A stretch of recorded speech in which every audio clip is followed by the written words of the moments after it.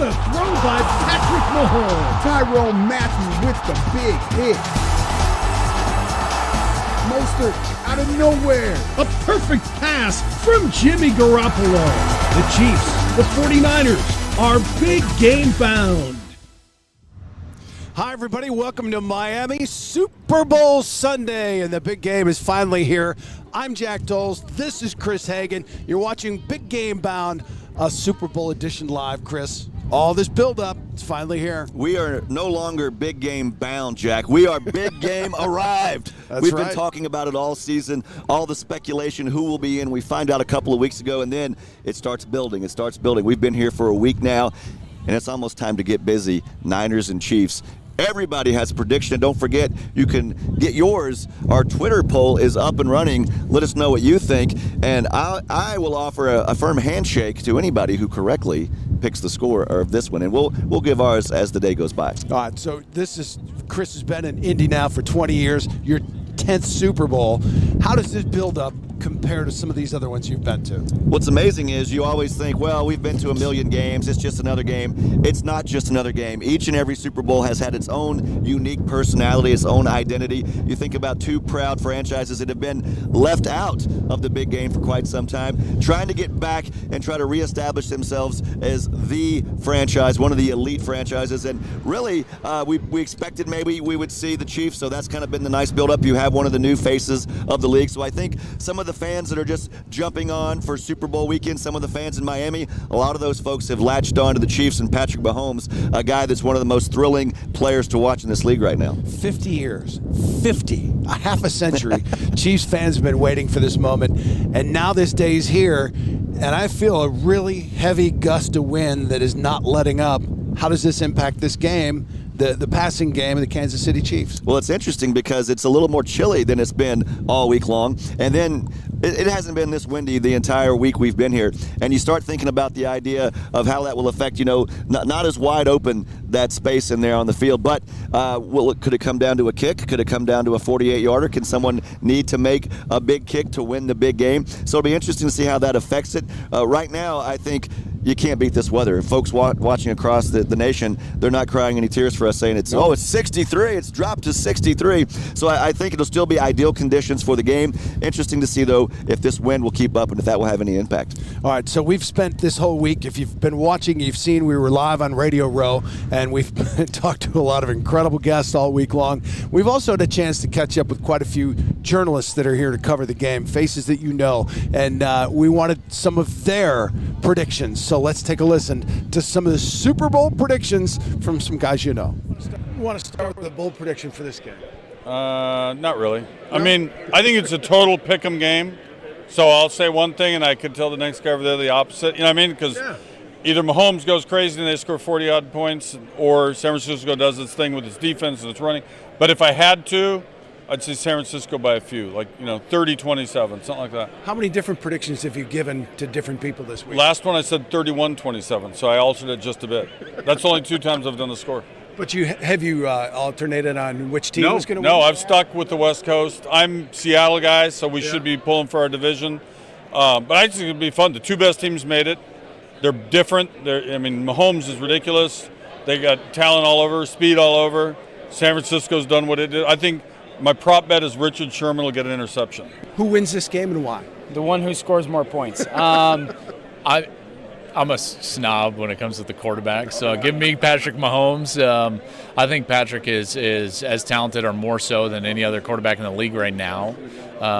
And generally these games, they come down to a player at that position making a huge throw. Foles had to do it to beat the Patriots, that amazing throw in the back of the end zone. Brady has done it for years.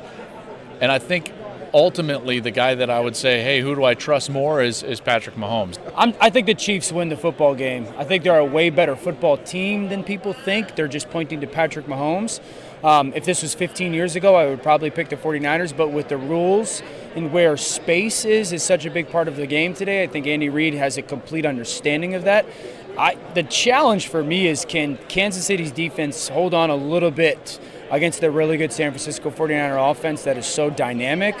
But at the end of the day, I think Patrick Mahomes is trending towards becoming a Hall of Famer, and we've seen in Super Bowls when you play top 2 defenses, it takes a Hall of Fame caliber quarterback and performance, and I think he's one of those guys, but it's a complete football team. I like Kansas City, but very short margin. I think Patrick Mahomes will do well, and I think that his line will do enough to let him get some of those speedy wide receivers and the guys catching the football. So I think it's going to be a very close game, but I have to give the edge to Kansas City.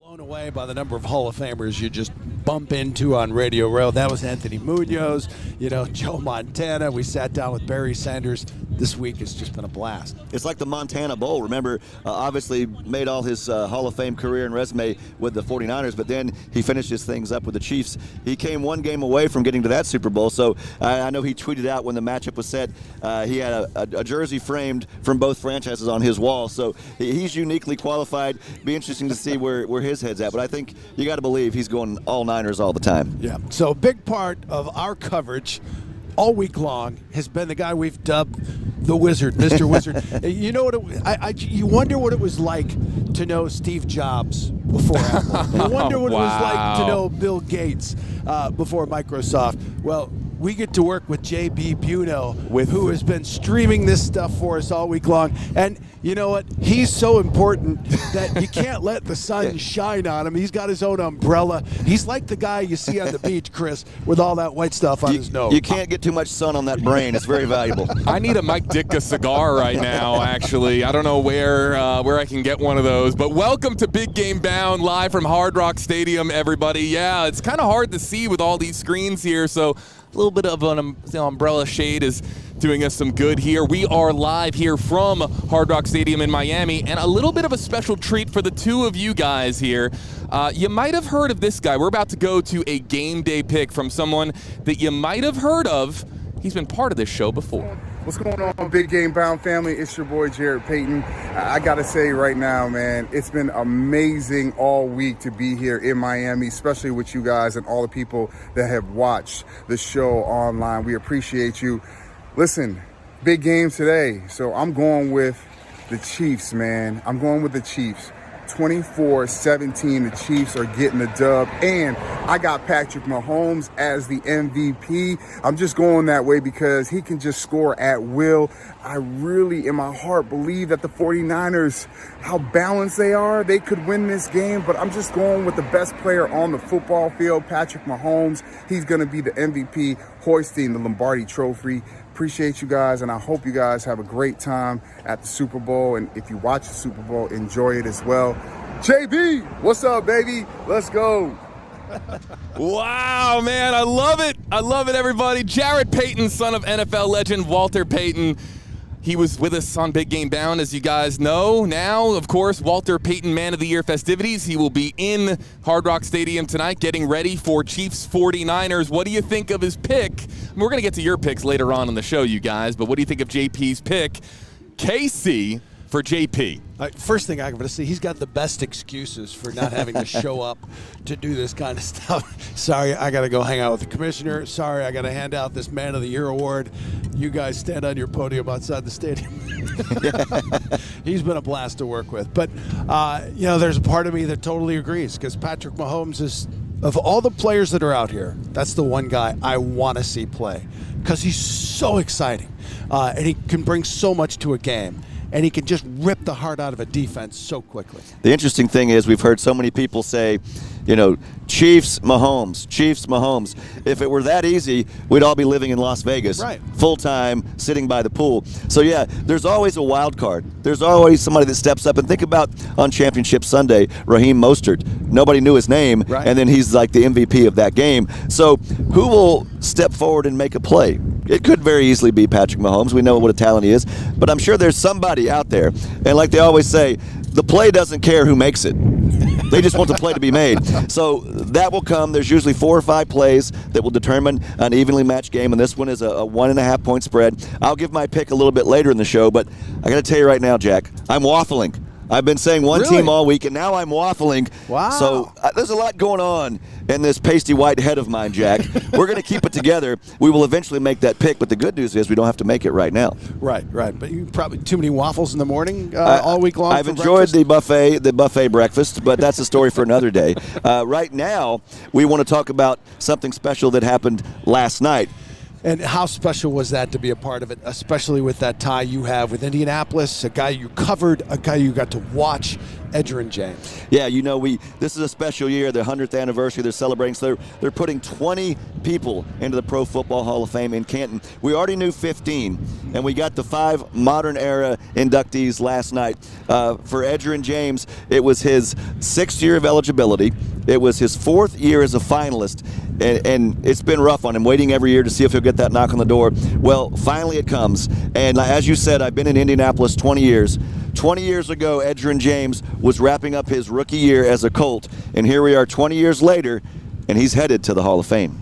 Hey, it's been a long 20 years, but I'm home. I'm finally home, at home. You know, that's the beauty of it. You know, you get a chance to make it into the Hall while we're in Miami, and you know, it's been a process, but it worked out the way it's supposed to work out. We met you in your rookie year. We knew you were a special talent then. You never were braggadocious, but you knew you had something special. At what point in your career, if ever, did you start thinking this was an opportunity, or were you just playing the next play each and every season? Well, it was always the goal. You know, you have to have goals that are so far out there that give you something to reach for. You know, I've always had the Hall of Fame on my list, or one of the things that I wanted to accomplish. So it makes you work harder. It makes you sit up there and study the greats and try to make sure that you're doing what it takes to actually get there. And so I've always been driven to actually get ready to put on a gold jacket. We talked to you over the years, and it was a long wait. It probably longer than you should have had to wait to get in. What was it like the past couple of days when you finally get that word and you finally have that weight off your shoulders? As you said, it'll come to you. You can't go chasing it. The work was already done. But to finally get that official word, what was the instant reaction you had? All right, man. The reaction was it's like a breath of fresh air. You're like, finally. You know, you really don't know. And like I've talked to Chap for years, and man, you really don't understand the process. But you say, it's nothing that you can do about it. You know, it got to a point to where if a reporter would call me or whatever, if it wasn't Chap or something, I mean, just use what you used. Just use what I said last year, man. Nothing, for me, nothing changed for me because you started saying that, you know what, my numbers aren't going to go up, and I'm not about to go out in politics, because that diminishes who I am and the way I've came in this game and the way I've done everything. I try to do things the right way, but I've always tried to be myself, so I wasn't going to get out here and go say, hey, I should this or you should do that, When the time is right, it'll happen, and it happened at the right time. It happened right here in South Florida, so that made it even better. Yeah, great talking with Edgerrin James there. And, of course, he played his college football down here. He's from South Florida, played here at the U with the Miami Hurricanes. And so just to see him in, and he didn't go out there. We didn't see him ever on Radio Row. He wasn't out there politicking, and he said he wasn't going to play that game. He said the work's done. They can come to me, and guess what? They did come to him. And throughout the rest of the show, we're going to hear some more from those Hall of Famers that were all present last night, and especially those 5 modern-era inductees. And we'll also hear from Ron Jaworski coming up a little bit as well. Chris, what does that tell you about how difficult it is to get into this Hall of Fame? That a guy like Edgerrin James, who was one of the most dynamic players and one of those guys that could catch that pass out of the backfield, I mean, what kind of numbers would he put up if he came into the league today?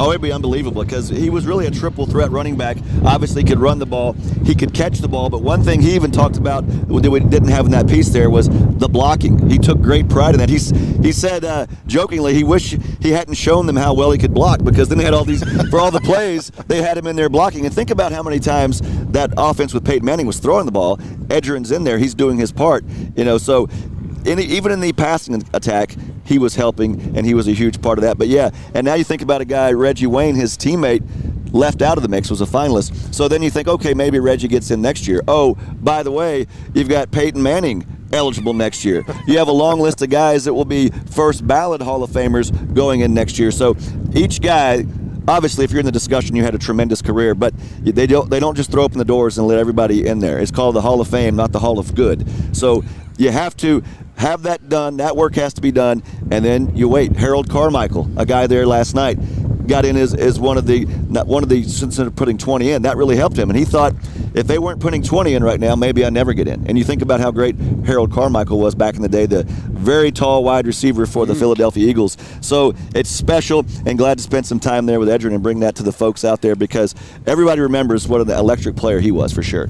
And Harold Carmichael, I just remember watching him as a kid going, and always he was that guy with that consecutive game catch streak. Right. Just there's so many incredible players and coaches that have been in this league. And Ron Jaworski, Mike Ditka held a cigar party, one of the many parties that that happened on Super Bowl week. And Rick Tarsitano from WGN caught up with Ditka. Rick Tarsitano here with legendary coach Mike Ditka. Coach, we got Super Bowl 54 coming up on Sunday. How do you feel about this matchup? It's going to be a hell of a game, and I like the word "use guys." So, do you have a favorite Super Bowl memory from the '85 team, or maybe even during the season? You know, the thing I remember most about the '85 the Super Bowl was when they ended the game. When I looked up and saw the scoreboard, and it said 46-10, and then I knew we had won. I wouldn't look at the scoreboard before that. It was a very good football team. It wasn't coaching that did it. It was a very, very good football team. Our defense was dominant, and our offense that day was as good as it could be. So that's why it happened. Wow, so Mike Ditka's pick for the Super Bowl is use guys. What does that mean? We asked Mike Ditka, legendary head coach for the Chicago Bears, who's he's picked? Chiefs, 49ers. He could have said maybe by city, Kansas City, San Francisco. Guys, his response was use guys. What translate, please? What does that mean in Ditka language? Ditka's a hard-nosed guy. Maybe he's talking about the hard-nosed fullback for the Niners, Kyle Juszczyk. Not quite use guys, but Juszczyk. Who knows? The coach, he's one of those unique guys. He can just say whatever he wants, and it's always fun to listen. Yeah, I think it is. The coach has been known to make a wager or two on a golf course, and he doesn't want he doesn't want the Vegas line to move. He wants it to stay right where it is, and he's going to pick one of those use guys. Well, the crew we've had here all week on this very set, we've been giving live shots across the country. I'm talking coast to coast, even in Hawaii, and we've picked their brains. We've got some bold predictions all week long, and let's check in with another one of our correspondents. I believe we're going to hear from Lindsay right now. I'm Lindsay Joy from KDVR in Denver, covering Super Bowl 54 with Nexstar Nation. And my bold prediction for this game is that the Chiefs will score first. Now, that's not normally a bold prediction, but the way the last two games have gone for them, it just might be. Of course, they were down 10-0 to the Titans. We, of course, know they were down 24-0 to the Houston Texans before coming back to win both of those games. My prediction this time is that they will start fast. They will score first. We'll see how everything else goes from there between the Chiefs and the 49ers. Guys. All right. Lindsay Joy there saying it's going to be a fast start for the Kansas City Chiefs. That's been a big talker on Radio Row this week. If you've been following Big Game Bound, you know. Will the Chiefs get off to another slow start, you guys? I don't know. Well, the fun thing is about that bold prediction from Lindsay is we'll know pretty quickly. Yeah. If they come out and don't score first, it's 7-0, and we can say, Lindsay, out of here. Your bold prediction was garbage. But if they take the opening kick and score, she can go ahead and pat herself on the back and sit down and say, my work here is done. You know, it almost works in the Chiefs' favor if they get off to a slow start. Right. Because then all of a sudden Mahomes is like, all right, here we go, boys. Boom, flicks that switch, and he just rips the heart out of the other the defense. I think it's a lot like when we were in college and they would tell you at the beginning of the semester, hey, at the end of the semester you have to have this 10-page project done, and you would not do it. It would be the night before, and you'd say, I got to get that thing done. Nothing motivates you like the urgency. Nothing makes you perform at a high level, and that's what we've seen from the Chiefs. They kind of say, oh, wow, now it's time to go out and get it done, and you have a guy like Mahomes. Can you imagine if they get off to a quick start, how this game could get away because you have a Niners team that's kind of built to play with the lead? Well, it'll be interesting to see because look out, Niners, if the Chiefs do get off to a fast start. I'm just having trouble getting by the fact that I now know that I'm not the only sportscaster who like to procrastinate. Imagine that. You need that little extra fire in your system to get things going. One of the other talkers that we've had is there's a lot of water here in Miami and in Miami Beach, and we have seen some unbelievable yachts out there. One of those was Jerry Jones, and so we sent Kalen McMacken out and take a look at some of the boats that are just hanging out here in Miami. The sights and sounds of South Beach living up to the Miami reputation for many visitors. All this stuff on the beach, it's definitely one of the coolest things I've ever done, and Miami's an awesome place. Docked just beneath the city skyline sits perhaps the most eye-catching attraction of all. Oh my goodness, what an incredible display of wealth and just something you'd never see in Kansas City. Obviously, we're as far away from an ocean as you can get, so the size of these boats was just phenomenal. I've walked, seen the massive yachts. They're beautiful. I wish I had one. 3-story super yachts stretching at least 100 feet long sit inside Port Miami, soaking up the sun and all the attention. You want to see, the ocean, the sun, the boats. It definitely brings that whole yachting feel, South Beach, Miami vibe. We went to Monaco, and that was about the only thing I can compare, but there's some boats here that definitely were probably bigger than the ones over there. Probably true, considering Dallas Cowboys owner Jerry Jones's 357-foot mega yacht, nearly the length of a football field, dwarfs most others. The Bravo Eugenia, named after his wife, boasts 2 helipads, 15 cabins, and a pool. Nice to see how the other half lives. It's good to be king. 57-foot boat. I mean, that stadium's not big enough to park in. Some of those things were ridiculous when you think about, obviously you live in the lap of luxury. We know that you have a yacht, but to see one even bigger than yours, that was incredible. But that's, we come here, we're a couple of meatheads that we love football. We love the game. But there's so many things going on, like you see the yachts. And our Blair Leday spent some time at one of the Miami staples when you talk about a place everyone wants to get into. Probably a long waiting list this weekend, and that's the Clevelander. Beats, brand new pool and patio furniture, a VIP section on the 6th floor with a killer view. There's only one place to be. It's the Clevelander. You gotta come. Come, America, be here. It's the spot where the biggest of the big game parties goes down. Clevelander never loses its vibe. This is the place to be on South Beach. When I say that the energy is going to be at a brand new level, I'm not kidding.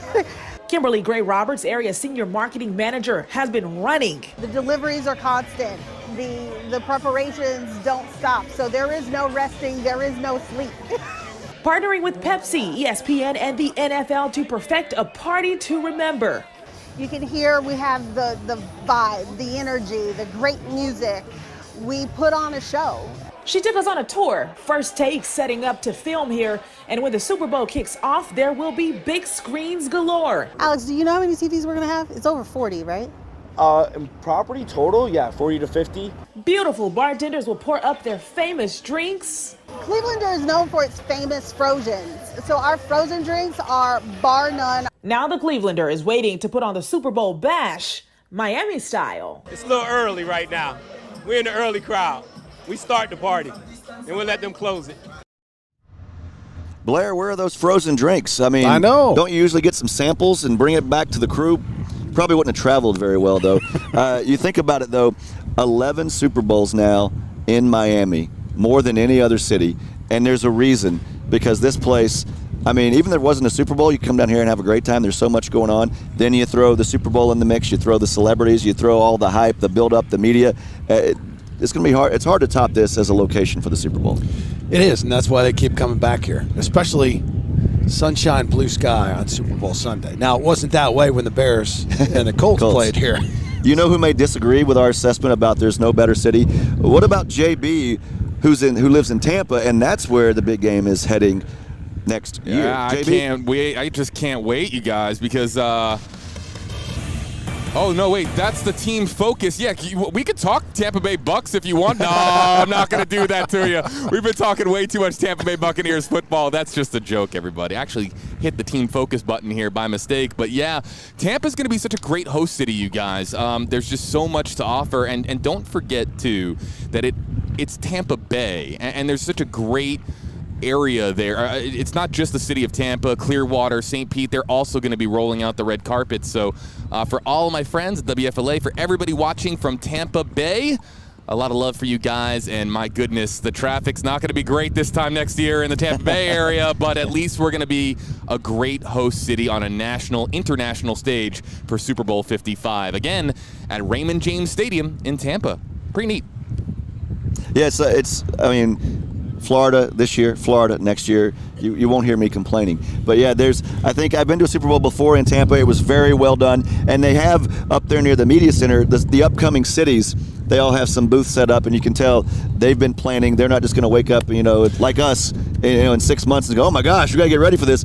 They are well underway with their planning, and the NFL does a great job of stacking these things up. They announce the host cities and let those folks get off and running. I know when we had one in Indianapolis, how much went into that to get it ready, because really it's, you hear this expression a lot, but this is legit when you say the whole world is watching, and the whole world is watching when you talk about the Super Bowl. Yeah, I mean, this is like the Olympics, but it's one day, but it's more than one day. I mean, look at all the hype that goes on the week before, and the city just turns upside down to host this event, and they've done a phenomenal job of doing that, and you get a chance to show off your city. You need those 3, 4, or 5 years that the NFL gives you to set up. And I needed 3 or 4 or 5 years to recover from going up to the Super Bowl in Minneapolis because that was chilly. It was when you were over here short sleeves and complaining that maybe it's dropped to 63 degrees. Minneapolis did a fine job hosting that Super Bowl.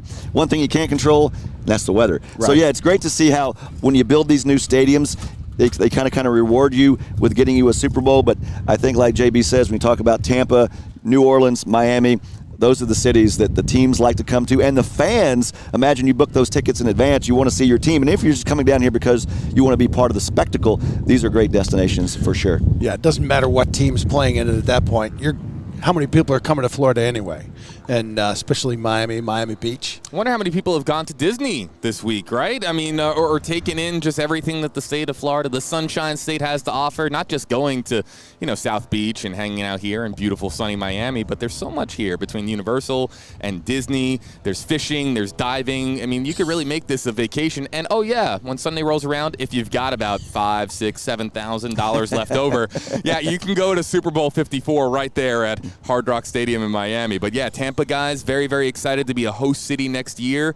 And yeah, we're going to be getting more of this Florida sunshine. We're excited there in Tampa Bay. I do know it's not inexpensive. Because yesterday when I had to go pick up a credential, I had to park a little ways away, take an Uber. The Uber driver had just gotten out of work at one of the hotels. And I said, I'm curious, how much are rooms right now? So they're a little over $1,000 for our low-end rooms. Well, what's exciting about being down here is we're going to crown a champion here this evening. But I've already won one title. You go around and you see all the sunshine. I was voted the palest man in the state of Florida. I think my reputation speaks for itself. I was going to try to be in the running for the most sunburned man in Florida, but we've been so busy, haven't had much time. We'll see how I look at the end of the day. But yeah, the sun, the fun, the game, it's a perfect combination. But one interesting thing we saw earlier this week with our PJ Ziegler, the fans show up. Everybody thinks they know everything about football. Everybody's an expert. They want to give you their pick. Well, PJ found out that sometimes you don't know as much as you think you do. Take a look. Oh, no. I'm asking 49ers fans Chiefs questions, and I'm asking Chiefs fans 49ers questions. What state do the Chiefs hail from? St. Louis, St. Louis, Kansas. What city is the 49ers stadium in? San Francisco. How many Super Bowls have the 49ers won? 6. How many Super Bowls have they won since 1970? Where was he on the beat? None. Tell me who the quarterback is of the San Francisco 49ers. Former Patriots guy, Jimmy Garoppolo. Jimmy? Not Jimmy Kimmel. Galapagos. What state do the Kansas City Chiefs hail from? Shut up. Kansas City. All right, pro or Joe? I'm going to give you a name. You tell me if that guy's a pro or if he's a Joe. C.J. Beathard. C.J. Beathard is no longer in the league, so Joe. Matt Moore. Matt Moore. A name on the street. He's Pat Mahomes' backup. 10. Lower. 9. Lower. All right, fine, 8. Lower. Really? Okay, 5. Perfect. Having some fun. PJ Ziegler having some fun with the Know Your Foe. And I was excited to learn about the folks from the proud state of St. Louis. But that's what you get. Yeah, obviously, the teams have to do their homework on each other. And that's what's so interesting about this matchup. When you think about it's not just let's get ready, the usual NFL grind. You come back on Monday, you get back to work, and you have that usual game plan. This has been 2 weeks to get ready. And two contrasting styles. We talked about Mahomes go out there and bring the Chiefs back from deficits. For Garoppolo, it's been like, hey, Jimmy, we're going to give you a lead. We'll throw you a bone here or there. You can throw a pass, maybe a little screen pass or something, but we don't need you to go out there and win the game when Mahomes has been called upon to do that. So, to me, that's the most interesting thing. We know Mahomes can go out there and carry a team. Can Jimmy Garoppolo, if he's called upon, the running game's not there or they fall behind, do you trust Jimmy G to go out there and make some highlight reel plays that could bring you from behind if need be? Yeah, I'll be curious to see if Andy Reid and the Chiefs just stack the box and they force it into Jimmy Garoppolo's hands. And can Jimmy Garoppolo avoid that early turnover? That Chiefs defense has really come on since the beginning of the year. They've gotten healthier. They're starting to get after the quarterback. You're starting to see that defense. That was always the knock against the Chiefs the last few years. They've got this great offense, not good enough on defense. Well, now they are. And but can they stop that 49er running game, which was just so unbelievable against the Green Bay Packers? Just road graded them and, made Mostert an overnight success. It only took 7 teams for Mostert to. But we talked with T.Y. Hilton, the Pro Bowl wide receiver, who's played against the Chiefs this year and last year in the playoffs. And if anybody knows how to get open and maneuver his way through a defense, it's T.Y. And he had major props given toward that back end of the Chiefs. So he said don't sleep on them. So they can afford to perhaps stack the line and rely on Honey Badger and those folks on the back end to maybe make life miserable for Garoppolo if he's forced to throw the ball. Yeah, so I think you're going to see that right off the bat. Just try and make Garoppolo make some plays early or frustrate him early. And so that'll be this is going to be an incredible chess game against one of the old Jedi Masters and one of the young and up-and-comers, and not really can't even call an up-and-comer anymore, but Kyle Shanahan. Everybody you talk to, especially guys that have played for him or guys that have really studied him, blown away by his knowledge. One of the great stories I heard on Kyle Shanahan was he would sit there and he would sit in the defensive team's film sessions to see how they broke down film. And then he would use that as he's putting his game plans together. So, he got to learn from one of the best offensive coordinators and head coaches ever, and Mike Shanahan, his father, who incidentally went to East Lyden High School. Same Shout school out. I did. Yeah, I went to school with Mike Shanahan's sister, Carrie. Nobody cares about that, really. But anyway, back to where we were. What we're talking about, this football game and this matchup. Shanahan is just, what a great hire by the 49ers. And as long as he's there, you just get the feeling the 49ers are going to be here again and again. But then again, how many times did Dan Marino get back after his first Super Bowl? You certainly can't take it for granted. You talk about Kyle Shanahan. He's in the family business with his father, won back-to-back Super Bowls with the Broncos. And obviously, this is all kind of things are firsts in this Super Bowl. First time a father and then a son have head coached a team to the Super Bowl. And I know on my Twitter it's been blowing up with predictions all day, and that's thanks to the poll we have going on. JB, what can you tell us about what the Next Star Nation is saying about this matchup? Yeah, guys, it's looking really, really good that we have all of these people voting and giving us predictions. And if we give me a second here, what we can do is hit one or two quick buttons and then poof. Hello, Next Star Nation. How are we doing? The Twitter poll that we have on the Big Game Bound Twitter page, it reads, it's game day and it's time to make your Super Bowl pick. Who's going to win, Chiefs Kingdom or Go Niners? Those are the two official hashtags of the two teams representing Kansas City and San Francisco in Super Bowl 54. You see it here on your screen, everybody. 67% say it's going to be the Kansas City Chiefs. Meanwhile, 32% say it's going to be the San Francisco 49ers. So about 2/3 of America, based on our super highly scientific poll with millions and millions of results. No, we got about 577 votes here, everybody. But 2/3 of America sounds about right. I think that about more than half are picking the Chiefs to win this game, that Andy Reid is going to end the drought, that Patrick Mahomes is a legitimate superstar. So we're going to be keeping an eye on this. And then also our Nexstar reporters, anchors, producers, digital crew, technical crew across the country, we're going to be getting their score predictions in about 25 minutes from now. So if you're one of the many joining us from Nexstar Nation, don't go anywhere. Guys, we're going to be reading out some bold predictions from Twitter here momentarily. Now, what I want to do now is I want to take you into a time machine, okay, everybody? Because earlier this week, we had everybody shoot their bold predictions right here on the live shot location, right here with Hard Rock Stadium behind them, to get their bold predictions days in advance so that they wouldn't be biased by all the talk on Radio Row, all the stories coming out in the days ahead of time. And yeah, this guy right here, Chris Hagan, gave us a bold prediction here. So let's go back in time to, I think it was Wednesday, Chris, right? Was it Wednesday? Yeah. It was Wednesday. Before you were waffling? For his bold prediction on Super Bowl 54. Hey, it's Chris Hagan with my big game bound bold prediction. That's a lot of alliteration, and that's the way I like it. And as far as this game goes, it won't be close. The line, about 1 point right now. This will be a double-digit affair. Who's going to win? That part I don't know, but that's my bold prediction. I hate that guy. Really? That's terrible. Yeah. Well, here's what I said.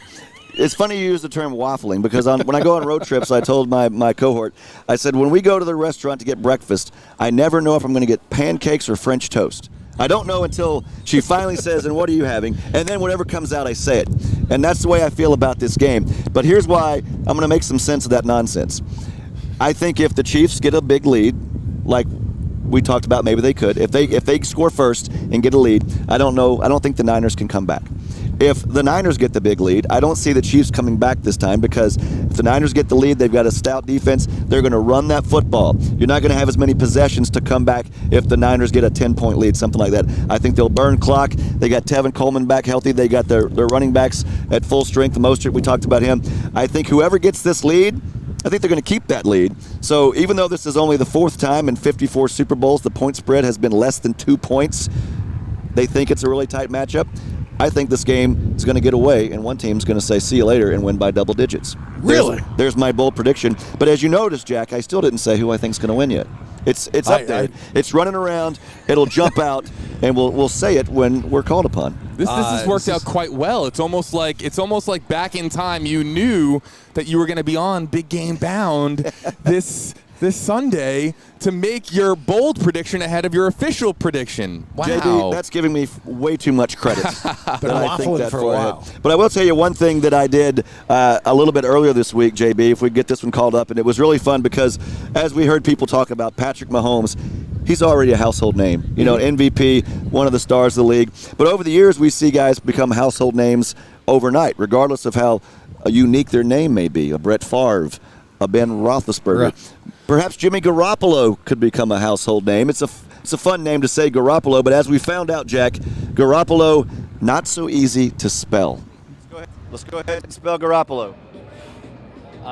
G-A-R-R-O-P-O-L-O.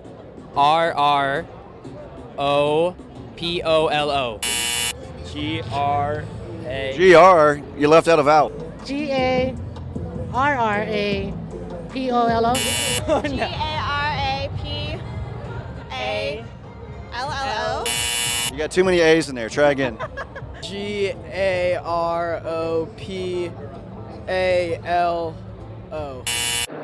G-A-R-O-P-O-L-O. You're missing a letter. G-A-R-O-P-O-L-O. Wrong. G-A-R-R-A. No, O. G-A-R-R-O.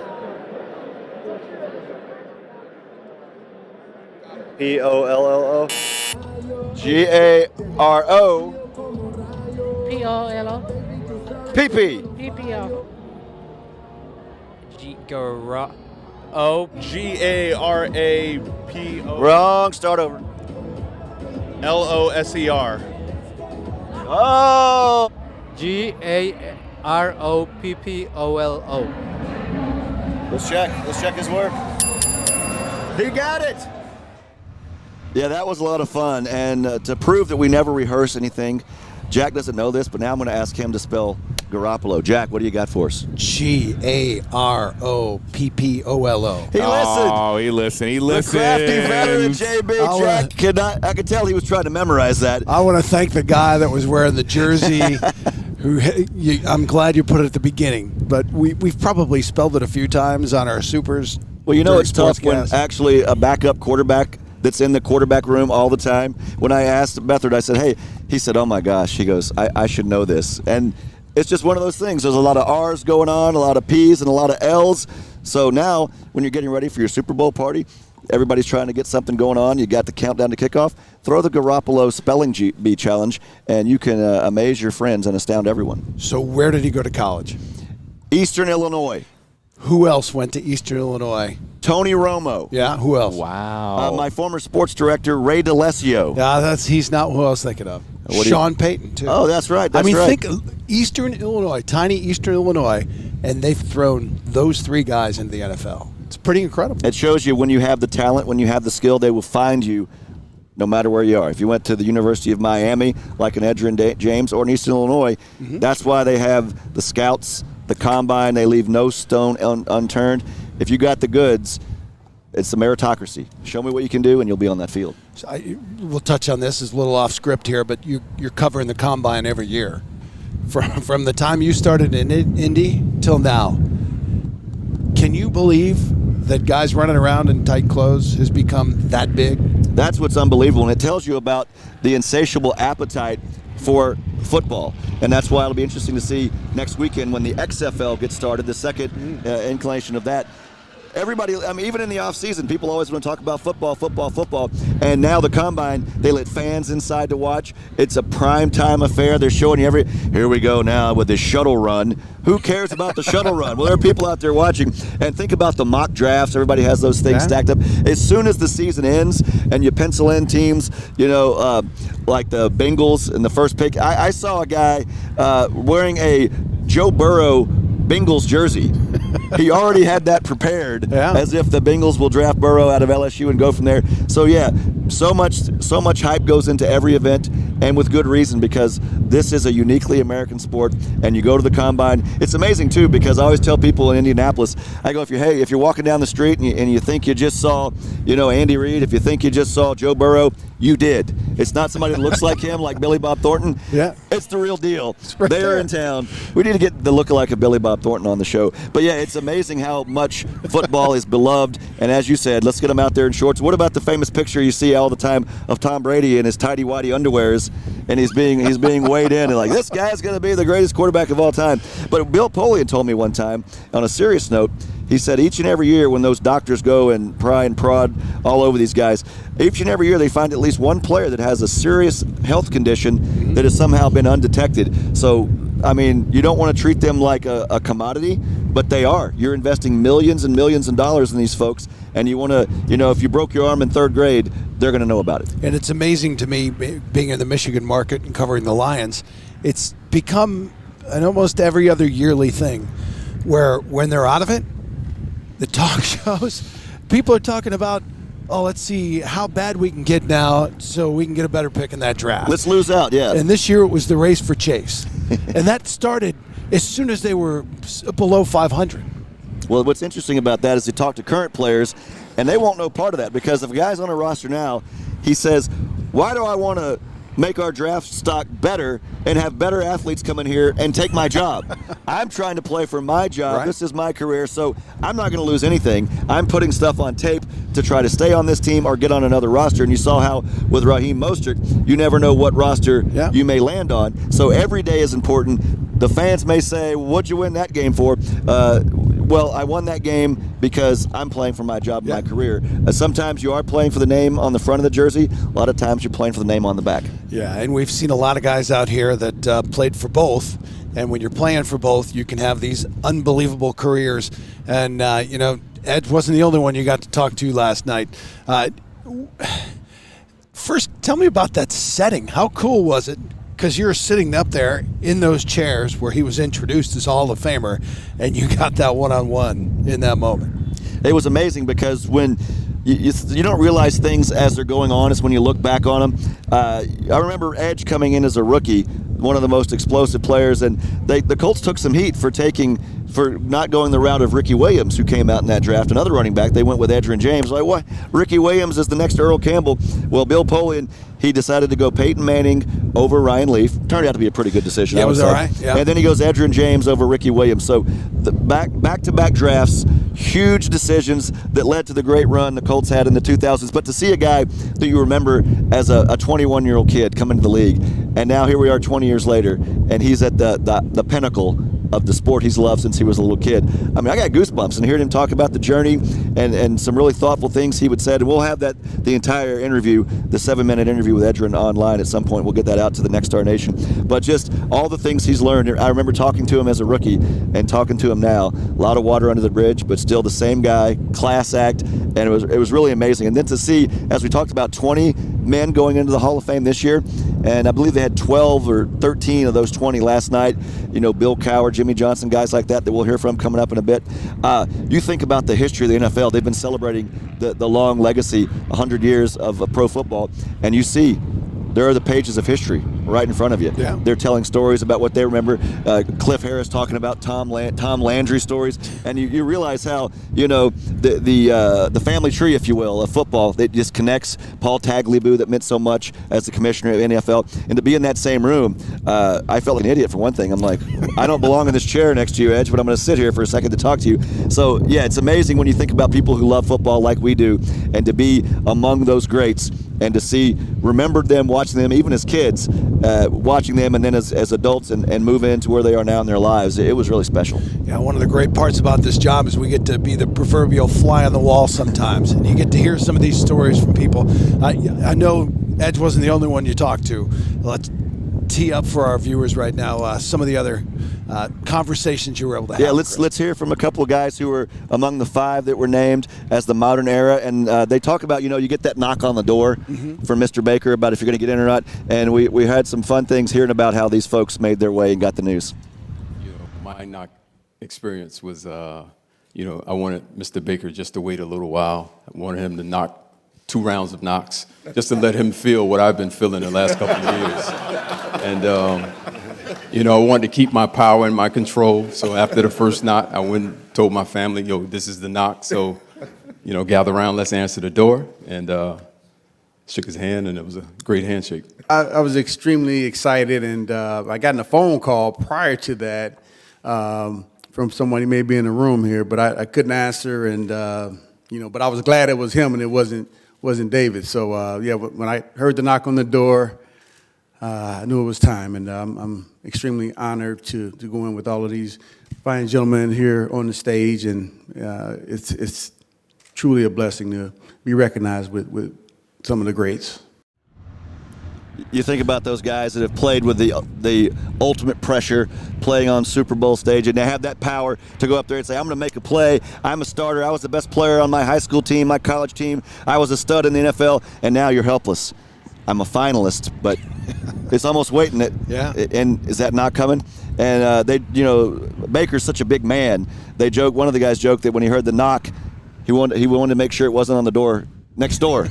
But they try to separate the players so you don't kind of have any cross-pollination of them. But yeah, you hear it's like a little kid talking about, you know, when he was offered a scholarship or when he got a starting role, and to hear that pure emotion, and then that's just a precursor to when we hear the speeches, the induction speeches. That's when the emotion really starts to flow. One of my favorite moments this year was just watching when David Baker came out first on CBS with Bill Cowher, and then the next day with Jimmy Johnson.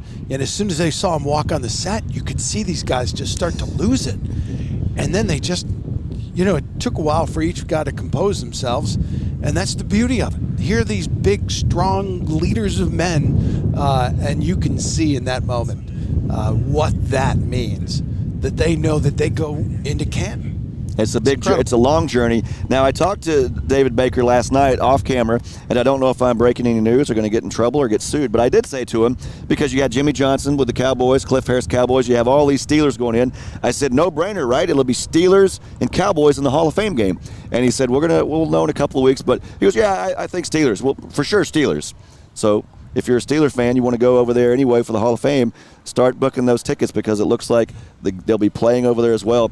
And it's always an excitement. I've been over there for a Hall of Fame game. I've been over there for 2. And just to see how you see these fans of all ages. You'll see grown men there that worship some of these players when they were kids. And it's so amazing to get over there to Canton and the build-up, and then you see a fan base just really celebrate people. They've bought their jerseys. They've cried because of these teams. They've exalted in these teams. And to see it not to come to an end of their life, but to come to an end of, put a punctuation mark on that football life and that football career, it's really quite overwhelming. Well, the Canton Chamber of Commerce thanks you, Chris. But right now, let's listen to some of those conversations you had with Bill Cowher and Jimmy Johnson. It's a blessing to be amongst these guys as a coach, and Jimmy and I were coaching the players in this thing. We couldn't screw it up. It is a real honor. When you see all these Hall of Famers with you and to be part of this special class, I know you've had some time to digest it, but to be here with all of them, how you feeling? Well, we had the luncheon yesterday, and I told Strahan and Bradshaw and Howie Long, Gonzalez, when we were rehearsing for our show, and I said they were so nice. All of the Hall of Famers, guys that I had watched over the years, the great players, they welcomed us into the team. And it really gave me a special feeling. When you have a guy that's, we've all been in the locker room and we've seen Jimmy Johnson, how about them Cowboys, and as a broadcaster, just bigger than life, and you see him kind of humbled and honored, it tells you what a big deal it is. These guys have won Super Bowls, as you said, leaders of men, but now they kind of feel how small they are in the fabric of the NFL, but now how big they are joining that elite level. Yeah, Cowher was always one of those guys I would have loved my son to play for. And he just struck me as just a quality guy, no nonsense. And isn't it amazing that the Pittsburgh Steelers in our lifetime, 3 coaches. And that's Donnie Shell was talking about that, about how they all had that same mentality. He was talking about the Steelers have been a defensive-minded team, and the kind of the culture. You hear a lot about culture, and let's face it, the Steelers have a better culture than the Cleveland Browns, the division rival, because you're changing coaches, every 6 months. Say, don't bring all your stuff into the office because you won't be here long. When you have that kind of consistency and that longevity of coaches that have taken the baton and run with it with that same family idea, that same idea of like, here's how we do it here. This is the Pittsburgh Steeler way. And if you got football fans to tell you, like, what are the Steelers known for? What are the Ravens known for? They can tell you. There's an identity. If you say, hey, tell me what the Browns are all about, and you're going to have jokes. You're going to have things, said about that franchise. And when you get that, you give a team a chance to grow. And let's be honest, the Steelers are so good, it's not like they're picking top 5 draft picks every year. Right. They're getting their draft picks, and it goes back to the idea of we're going to build this franchise from within. Mm-hmm. Troy Polamalu, he's going into the Hall of Fame. He was part of that culture of let's bring these guys in, we'll develop our own guys, we have a way of doing things, and if something ain't broke, Jack, you don't fix it. Wasn't it fun to watch Polamalu play? That's interesting because I wondered, like, how would he be able to play today? The way he was, would he be getting personal fouls at every other series? Yeah. Because with reckless abandon, not just to his opponent's body, but his body. I mean, this guy's going and leaping over the offensive line, wreaking havoc, making plays. He changed the game, really. When you think about, that's why, by far, he's the signature member of this Hall of Fame class because he was a game changer. Everybody knew who he was. He had a unique look. He still has a very fine head of hair, of which I'm very jealous. 7 years without a haircut or 5 or something like that, he said? I can go 5 decades without a haircut the way things are these days. But, yeah, just a classy guy. And I joked with my photographer, Brett, last night. He talked to everybody. I mean, he was just talking to anybody. We got back to the room last night. I said, hey, you think Troy Polamalu's still talking? Because he gave every interview. Yeah. He was very generous with his time because I think he knows what an honor it is. And now, as part of that, he needs to represent that. And as a Hall of Famer, that changes your responsibility even more to be an ambassador for this game that meant so much to them and that they love. Yeah, and how many times are you going to have that moment? Right. Not many. I think I'd want to talk to. Right. It doesn't matter to who. But I love those Hall of Fame moments, and I love again. I know I already mentioned watching Cowher and Jimmy Johnson see that. I mean, I'm a grown man and I teared up. Just can't stop it. I still cry when I watch Rudy, but that's a story for another day. Yeah, me too. Let's check in with JB over there. JB, guys, how we doing? Oh wait, my mic was muted. Hey there, everybody. Welcome to Look at the view behind Chris Hagan and Jack Doles, you guys. Look at what we have here. Imagine what this is going to look like in just a few hours. Is that not crazy? There's a lot of red. It's just beautiful. As you'd expect. It's absolutely beautiful, and we are so ready for football here. I'm JB Buno, punching everything here, making sure, not punching people, punching the show, directing here, making sure that everyone is giving us their big game predictions, and we're going to be checking in here momentarily with Twitter and Nexstar Nation for their picks, who they like, what some scores are. Maybe we might get the occasional MVP pick as well. But before we do that, let's hear from Kaylin McMacklin on her bold prediction. Hey guys, Kaylin McMackin here from KSWB in San Diego, out in Miami covering Super Bowl 54 on behalf of Nexstar Nation. My bold prediction for the Super Bowl is that Patrick Mahomes will have a big game against San Francisco. I'm predicting that he'll throw at least 300 yards, at least 3 touchdowns. I know he's been excellent in the postseason, 8 touchdowns, 0 picks. I think he has a far superior arm than Jimmy G. That being said, I realize that San Francisco has a killer defense. They're going to make him work for it, but I think that his arm and his athleticism will outweigh that. My other bold prediction is that J-Lo will absolutely crush the halftime show. Not really sure how bold of a prediction that is, because I think it's just fact at this point. Anyways, those are my predictions, guys. So I'll send things back to you. That was Kaylin McMacklin, and we're going to talk a little bit more about the halftime show. I'm going to do a little bit of a tease here for you folks. You are not going to want to miss Blair Leday's bold prediction about the halftime show. It is must-see internet. It's going to be a GIF, and like instantaneously. I know that folks at Nexstar Nation are watching. Look out for Blair Leday's halftime prediction coming your way in about, 20 to 30 minutes from now. But we're moments away here from getting to, again, Nexstar Nation's bold predictions on Twitter. But first, your thoughts about Kaylin saying that Patrick Mahomes is going to have a big, big day. I think she's potentially correct, but it's going to be against a really good defense. And if Mahomes has a big, big day, he's obviously the MVP. I know, Chris, we talked a little bit about the MVP and what it can do for guys, but go up and down that list and I'll have to bring some of those in a little later. There's a lot of names on there that you really, it's like, really? I mean, you see Joe Montana, you see Eli Manning, so there's a lot of names that get it, but there's a lot of guys that have their moment here, and it gives them some stardom right away. But what do you think Patrick Mahomes being MVP in this game means to him from a financial standpoint, not just from what they're going to make, but marketing dollars? We've already seen Mahomes in some national commercial spots, and he's a good-looking guy. He's got a crazy haircut. He's got his good-looking haircut. He is the word they like to say, marketable. He's a very marketable guy. And think about all these guys that have the elite level quarterbacks that we've seen leave recently, or they will be leaving. You know, Eli and Peyton Manning, gone. See you later. You've had other quarterbacks. Phillip Rivers is on the move. Who knows what's up with him? Tom Brady, his future's up in the air. Drew Brees. These guys are coming toward the end. So who is this next generation? You think about a Lamar Jackson, Deshaun Watson, Patrick Mahomes. You know, those three right there. Maybe a Garoppolo. We talked earlier about him becoming a household name. And that once you're in the Hall of Fame, you're in there. Doesn't matter how you got in there. Once you win a Super Bowl, take a guy like Joe Flacco. Say whatever you want about Flacco. Guess what? He's a Super Bowl champion. Yeah. And there's not, there's been 54 Super Bowls, but there hasn't been 54 Super Bowl winning quarterbacks. You got multiple guys. Right. So it's a very small fraternity. And one of these two guys that 5 years ago, let's be honest, nobody had heard of these guys. Garoppolo, actually, it would be Garoppolo's third Super Bowl ring. Yeah. He never saw it down, with the Patriots. But he'd say, hey, look at this. I got 3 rings. But it's interesting because, like you said, we talked about all the hoopla and the marketing and the commercials, and even in the Radio Row, we saw all these sponsors and brand names. They'll be lining up for one of these guys. Garoppolo, a handsome young man. Mahomes, a handsome young man. Neither of us look like Garoppolo, and do we? One of them's going to say, guess what?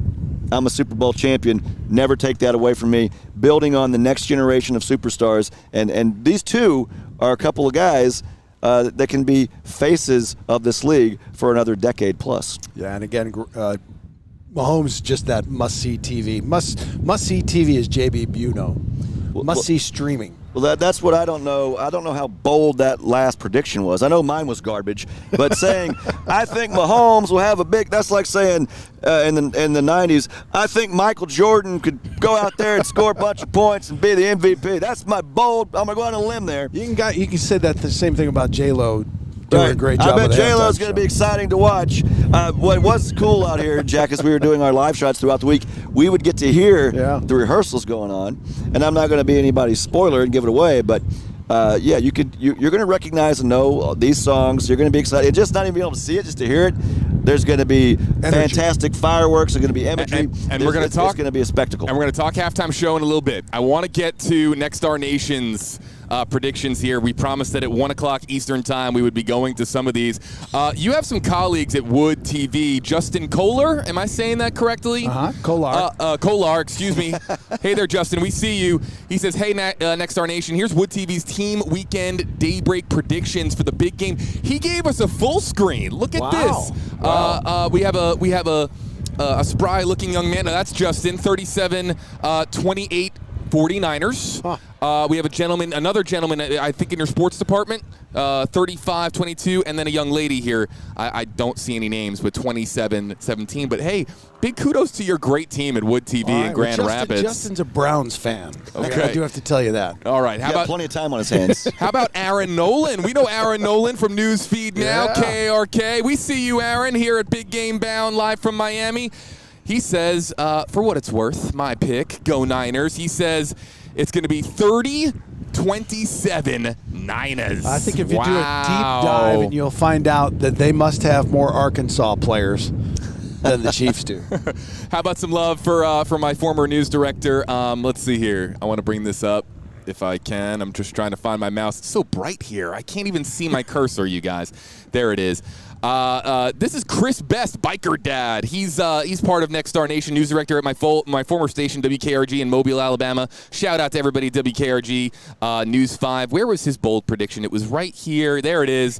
Here's Chris Best. He says, wake up, win the Super Bowl, repeat. Mahomes dynasty begins today. Chiefs 49 over the Niners 31. He's throwing up like, you guys can't see it right now, but he's throwing up like he's all into it. So he's thinking of Mahomes dynasty. Matthew Sewell, also KARK. I'm trying to find, here it is, 37-21 Chiefs. Some love for CJ Hoyt, news director at ABC 27 WHTM in Central Pennsylvania.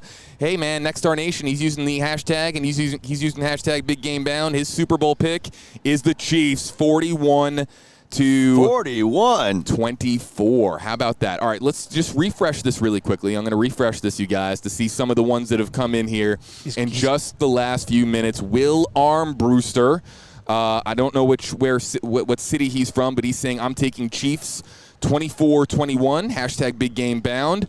Let's see here. Let's see. I'm trying to see. Jason Britch, Chiefs 35, 49ers 31. We got Natalie Calabat saying that Super Bowl 54 will be a major contrast in offensive styles. The Chiefs led the AFC in passing yards, and the 49ers had the NFC's most rushing yards. Will be interesting to see who can put their stamp on the game fastest. She did not make a prediction, but some insight there from Natalie and some analysis from her. She is from, let's see here, sports anchor ABC 8 News.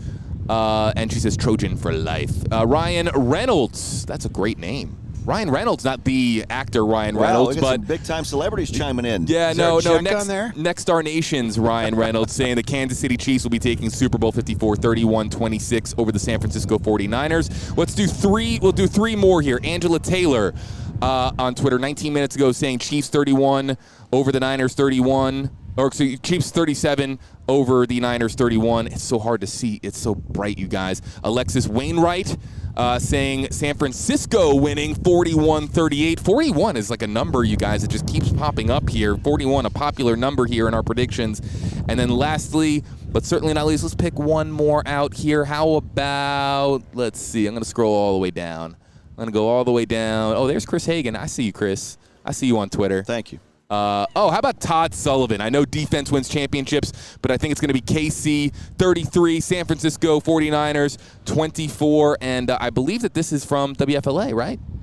I believe that that's Todd Sullivan from WFLA. So big shout out to my friend Todd. Oh, how about Sabrina Betts, also here tagging Next Star Nation. Not a prediction, but hey, hi Sabrina if you're watching at home. Guys, we'll send it back to you. Those are some of the predictions from Next Star Nation. A contest. Let's see who's going to win it all. Really excited about it. Sabrina, you could have just texted us. You don't have to go through the middleman of the Twitter. You know what's funny is JB, you hear some of those weird numbers because you get the Super Bowl squares and you get the numbers like 2 and 9. You're like, I could just tear this up. I've got garbage. But it is, sometimes you have those odd scores that come through. It's not the traditional 4, 7, and 3. One thing that struck me by all those predictions, how many people think this game is going to go over a shootout? The over-under is 53.5. Remember last year, 16 total points? Yeah. I think the under is the play. I think it's a coin toss on the game.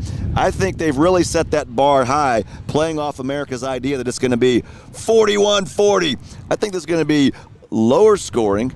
I think something like 27-17, 31-17. So I think the under is the way to go on that. We talked with Darren Ravel early this week, and he said that he thinks the spread should be in favor of the Niners, but because America's so excited about the Chiefs and all the points and about Mahomes, they flipped that to try to say, okay, we'll make the Niners the favorite. I think the same thing is true with that over-under. It's been posted up there so high to sucker some people into betting the over, when I think this thing, it may get close, but I think it sneaks under that 53.5. But as we know, if we did know what was going to happen, Jack, we'd be on the next plane to Las Vegas, and we'd be sitting by the pool having a pina colada. It's like that big title fight, Right. One of the Mayweather fights where they just, these guys hate each other. They're going to go and knock each other down, and there's like 15 punches landing because you can't hit Mayweather. And so the fight turns out to be a great fight, but not real fun to watch.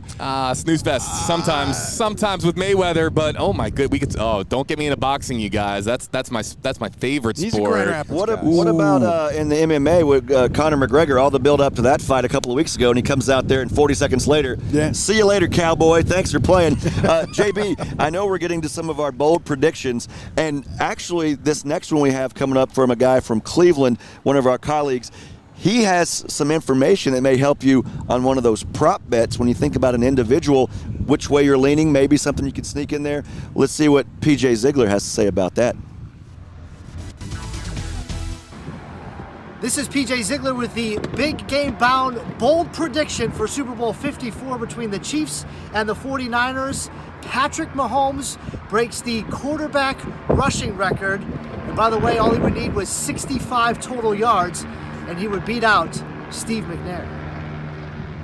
Yeah, Steve McNair 20 years ago this week with the Titans. He set the bar, and it stayed there for 20 years. And speaking of PJ, here he is right now from our Cleveland station. Hey, I didn't ask you that. I didn't ask you that. He's been How do you get that in there? I've got to warn you guys that it's like an old married couple there, finishing each other's sentences. Yes, it is. Speak another language entirely. He's been standing next to me all week on this podium during live shots.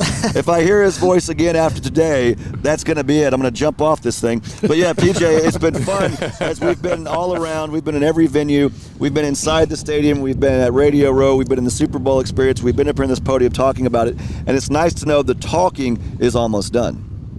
Yeah, we are, a little over 5 hours to go until kickoff. And you know who I think is more excited that we're 5 hours away? The San Francisco 49ers and the Kansas City Chiefs, because all they've been talking about all week is about the game, about the matchup, about the defense, about the offense, about everything that they, have been asked probably 1,000 times already. And so now this is a chance for them to finally just go out, play the game, and live up to the excitement and see what happens, lay it all on the field. What do you think about everybody's predicting this, high-scoring, high-octane shootout? I see it going the other way. What are your thoughts on that side? I'm in agreement with you, Chris. I think this is going to be more low-scoring than people think. I think a lot of people think the shootout all of a sudden, and I don't know if it's just because of the way the San Francisco 49ers handled the Green Bay Packers and the way that the Kansas City Chiefs have been putting up the numbers that they've been putting up, but I think it's going to be more low scoring than people think. And going back to my big bold prediction,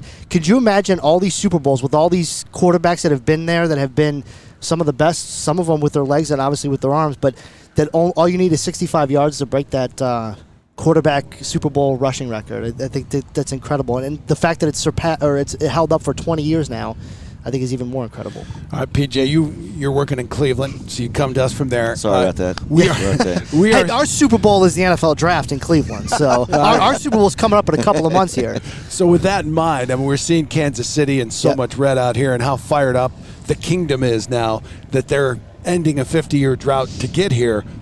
What would Cleveland be like if the Browns got to a Super Bowl? I'm going to tell you this. If the Browns got... Let me put it to you this way. The city will shut down when the Browns make the playoffs because Cleveland truly is, for those that don't know, is a football town.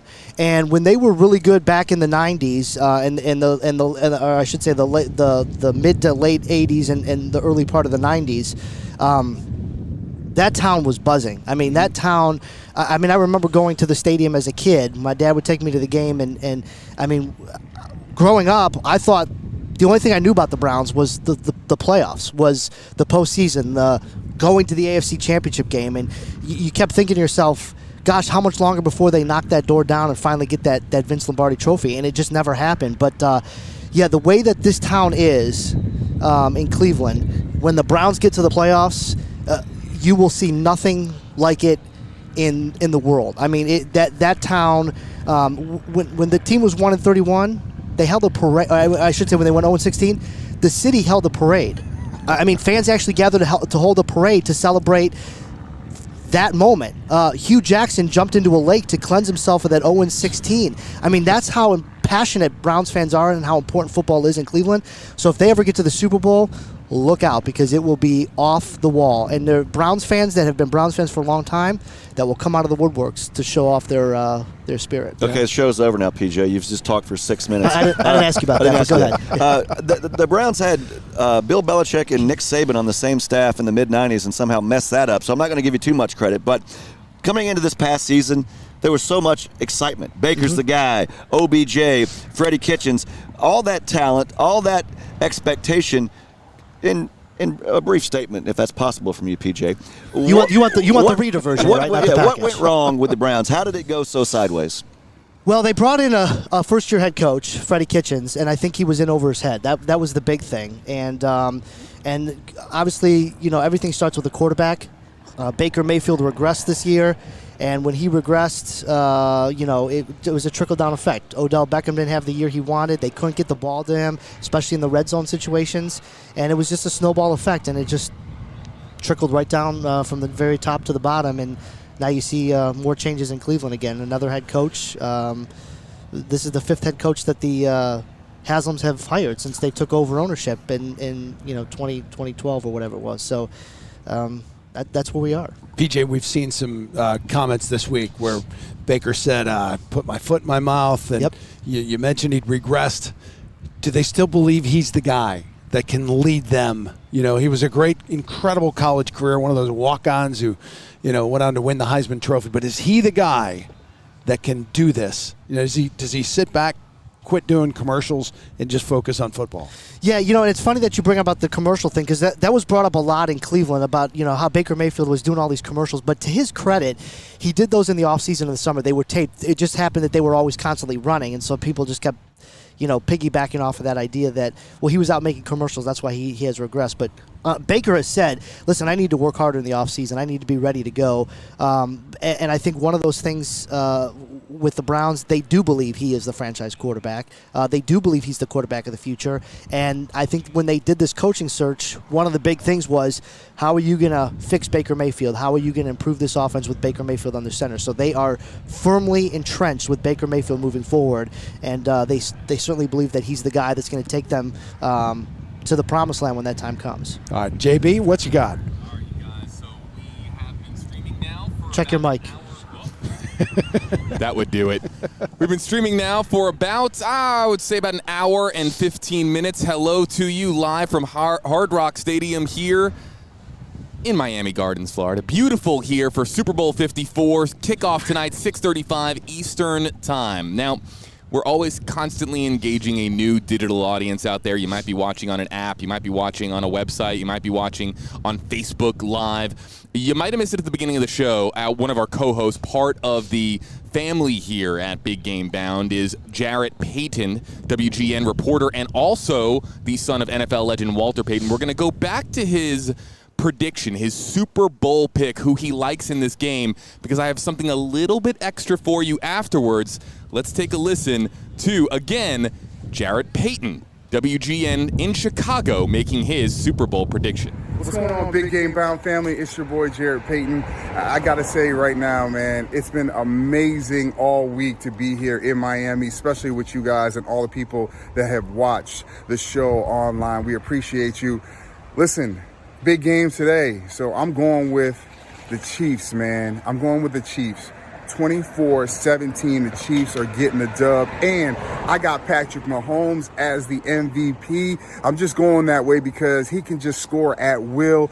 I really, in my heart, believe that the 49ers, how balanced they are, they could win this game, but I'm just going with the best player on the football field, Patrick Mahomes. He's going to be the MVP, hoisting the Lombardi Trophy. Appreciate you guys, and I hope you guys have a great time at the Super Bowl. And if you watch the Super Bowl, enjoy it as well. JB, what's up, baby? Let's go. Man, Jarrett Payton, I love it, everybody. Again, making his big pick. It's Kansas City Chiefs, and there's a little bit of a connection here.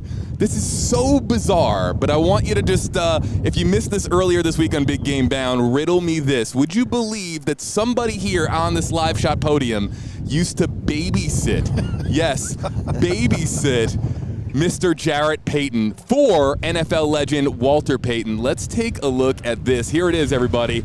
You recognize anybody on your screen here, Jack? I mean, do you recognize anybody? Good-looking young man. Fine-looking fella.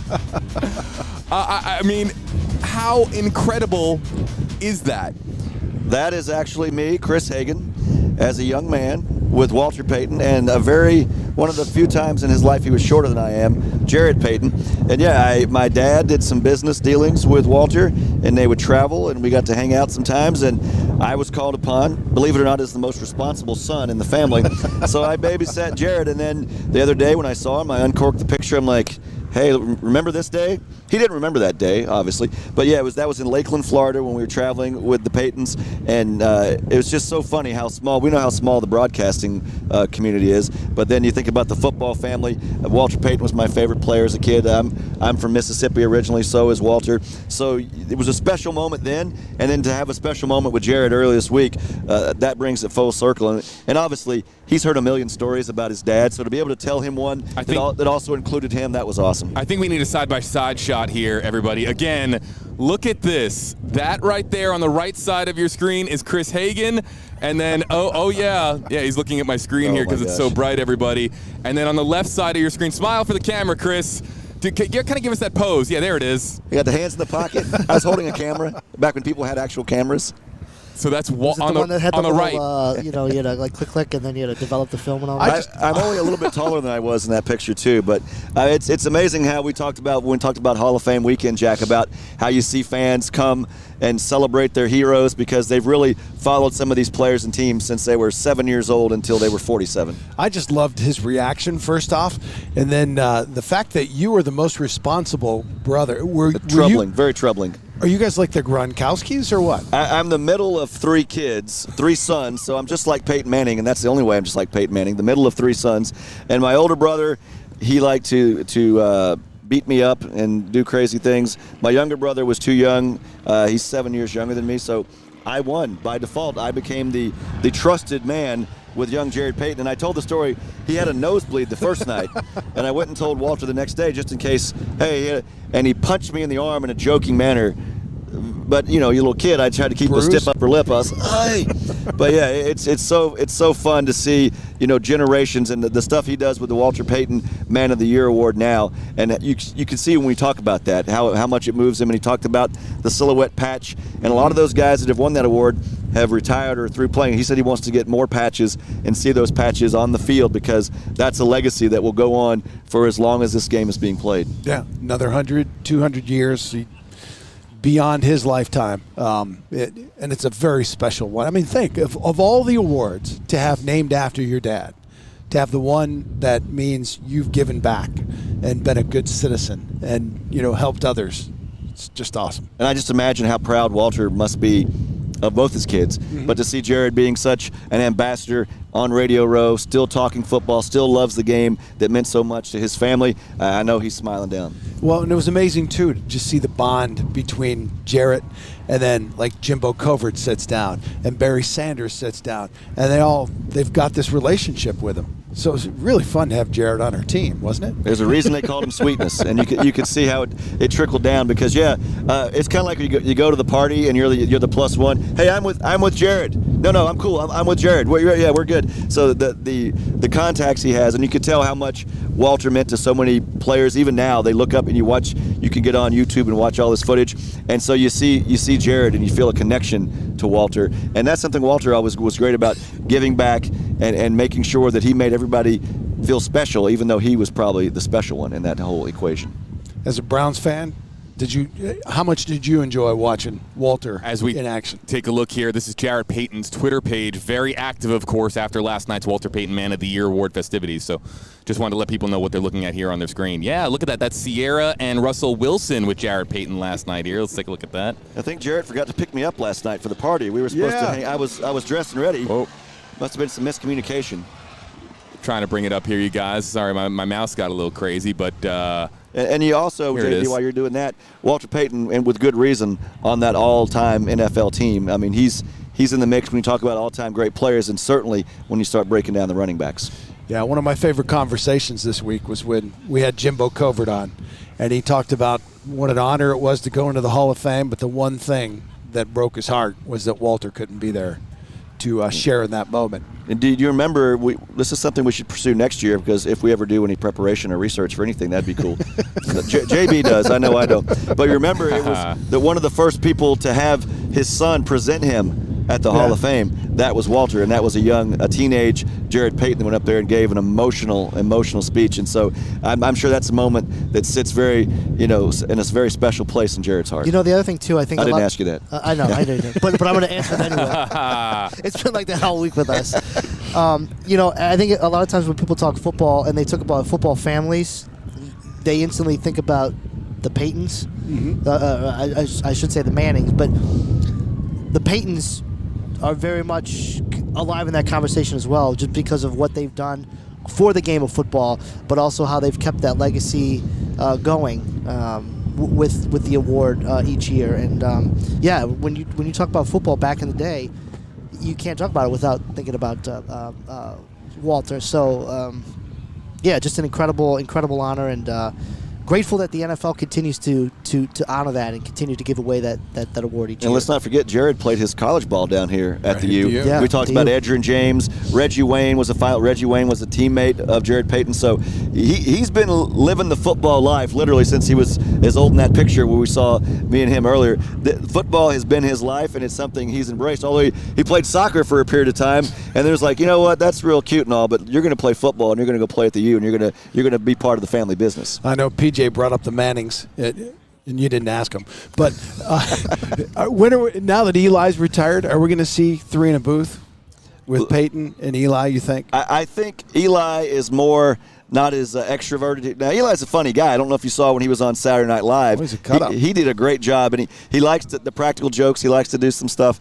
He likes to do the funny stuff, but you talk about the football royalty, and this is something PJ and I spoke with Cooper Manning, the third Manning son of Archie. So you've got Archie, you've got Peyton, you've got Eli. Well, now Cooper, the son who, because of a health condition, had his football career cut short, he has a son now named Arch Manning. And guess what? He was the starting quarterback as a freshman this past year down at Newman High School down in New Orleans, and they're saying he is way ahead of the flow chart where all the other guys were. Of course. LSU is already talking to Arch Manning. So 3 years from now, you're going to hear a big buzz when Arch decides where he's going to college. And who knows? Maybe one day you see Arch playing in a Super Bowl like his two uncles did. By the way, I liked when you asked him the other day about where he gets his personality and his looks from, and if it was Eli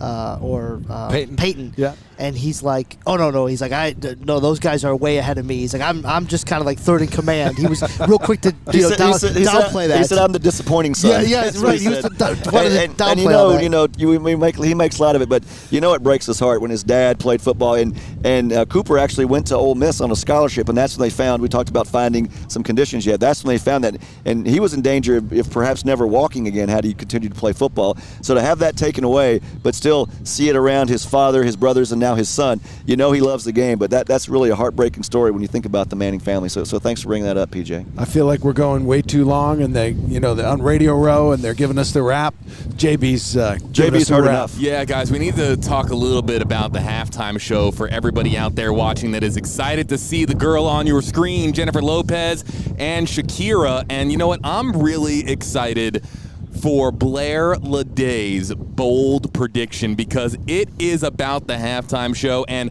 hey, listen, if you love GIFs, get your favorite GIF creator out right now because this is about to be the Big Game Bound GIF of the week. Blair Leday's bold prediction on what's going to be happening at the Super Bowl halftime show right here in Miami.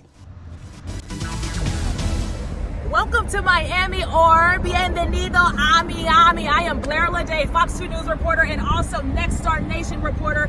And here is my bold prediction for the Super Bowl. I'm going to talk about the halftime and tell you what I think is going to happen. So we got Shakira and we got J-Lo, Jennifer Lopez, Jenny from the block, whatever you want to call her. I think it's going to be a blast. So here's what I think is going to happen. So they are going to both come out. There's going to be fire. Boom. Boom, from both sides of the stage. You know we have the Latin culture represented here. So J-Lo, a big Puerto Rican flag is gonna go past. And then for Shakira, a big Colombian flag is gonna go past. And then they're gonna have a dance off between the two of them. Shakira's gonna, oh boy, when you talk like that, she's gonna do a dance. They're gonna belly dance. They're gonna just break it down. They're gonna start off together. It's gonna be a competition. It's gonna be great. It's just too bad. You can't so beat that. Shy. Yeah. I actually, she's still talking. That thing went on for like 15 minutes. That was only the greatest. But yeah, you talk about, everybody has their own level of excitement they bring to Super Bowl Sunday. Maybe it's because you're entertaining at your house. You're having the big party. You want to show off all of your snacks and treats, or you're cooking out in the backyard, or you're just excited about the halftime show. People excited about the commercials. Obviously, guys like us were more concerned about the football. But you can't beat it. And this diverse team we've brought down here, you can see each of us have our own reason about being excited about this game and about this day, and that's what makes it, as we've said, so uniquely American. The melting pot, literally and figuratively, when you bring all these different perspectives to the football universe center of it right now, and that's Super Bowl 54. And that's why we've been down here all week, and I'm ready to get this thing rolling. And then halftime show. Who knows what we'll see? PJ, guys, who are you more excited to see, J-Lo or Shakira? PJ, let's start with you. Who are you more excited to see? The game. Oh, come on. There's folks out there who's excited for the halftime show, no? PJ thought J-Lo and Shakira were the same person, so he was shocked to find out it was actually two different. Yeah, nobody asked you about that. Yeah, it's going to be fun. I like the spectacle, JB, because regardless of the performer, it's so quick. You know, it's like 13 minutes, I believe, is the show, but then they try to outdo each other with the pyrotechnics, the spectacle, the stage, the dancers. And I don't think people realize we'll see this, what a production it is to get everybody out there. And then it's over. Now get them all off, because here come the specialists, the kickers and punters. They want to go out there and get their stuff done. And we talked about the field, how immaculate that field is. They need to go check that after everybody's been on that and trampled on it, because they want that to not be an issue. The field is something you don't want to notice or play a part. You know, in years past, you've had some slippage, you've had some rough spots. I don't think that'll be the case here. Actually, by the way, real quick, not joking about the halftime show, you know who is real concerned about the halftime show? The 49ers. They're trying to figure out how they go about a 26-minute halftime. When you're so used to a 15-minute halftime period during a regular game, and then all of a sudden you're slotted an extra 11 minutes.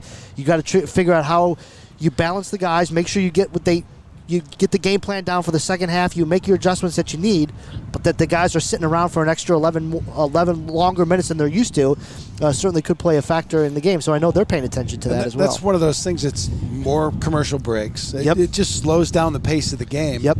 Advantage who? Is that one of those things that goes to a running game? Well, the way the Kansas City Chiefs have been playing, where they've been coming from behind, you would think maybe it would probably help them more so than maybe the San Francisco 49ers, who seem to jump out to a big lead. But who knows? You get in a game like this, and emotions are running all over the place, and you just never know how people are going to wake up on the day of the biggest game and how they're going to come ready to play. Also, I think it's interesting to know who will be getting that second half kickoff, because when you have your game plan for the start of a game, you have all those plays scripted. Yep.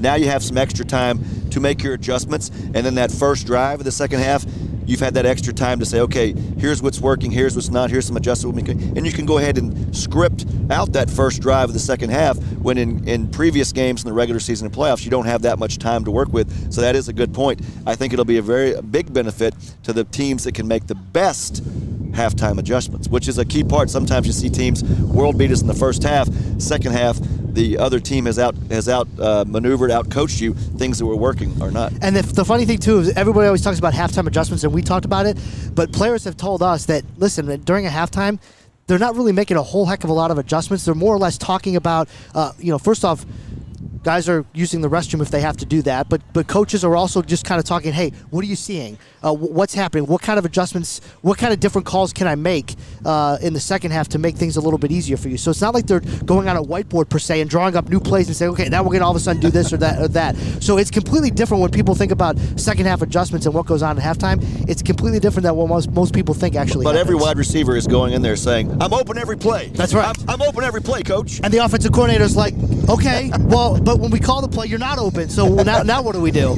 All right, let's go back to JB a sec. All right, guys, so with all the weapons that are on the field come 6:35 at kickoff tonight at Super Bowl 54, what do you do with all the weapons, and who has the more weapons to become the Super Bowl 54 champion? Well, WGN's Rick Tarsitano caught up with Ron Jaworski, a quarterback guru, former quarterback, of course, but you might recognize him from ESPN, someone who breaks down film perhaps better than any other in the business. This is WGN's Rick Tarsitano talking about the Super Bowl with Ron Jaworski.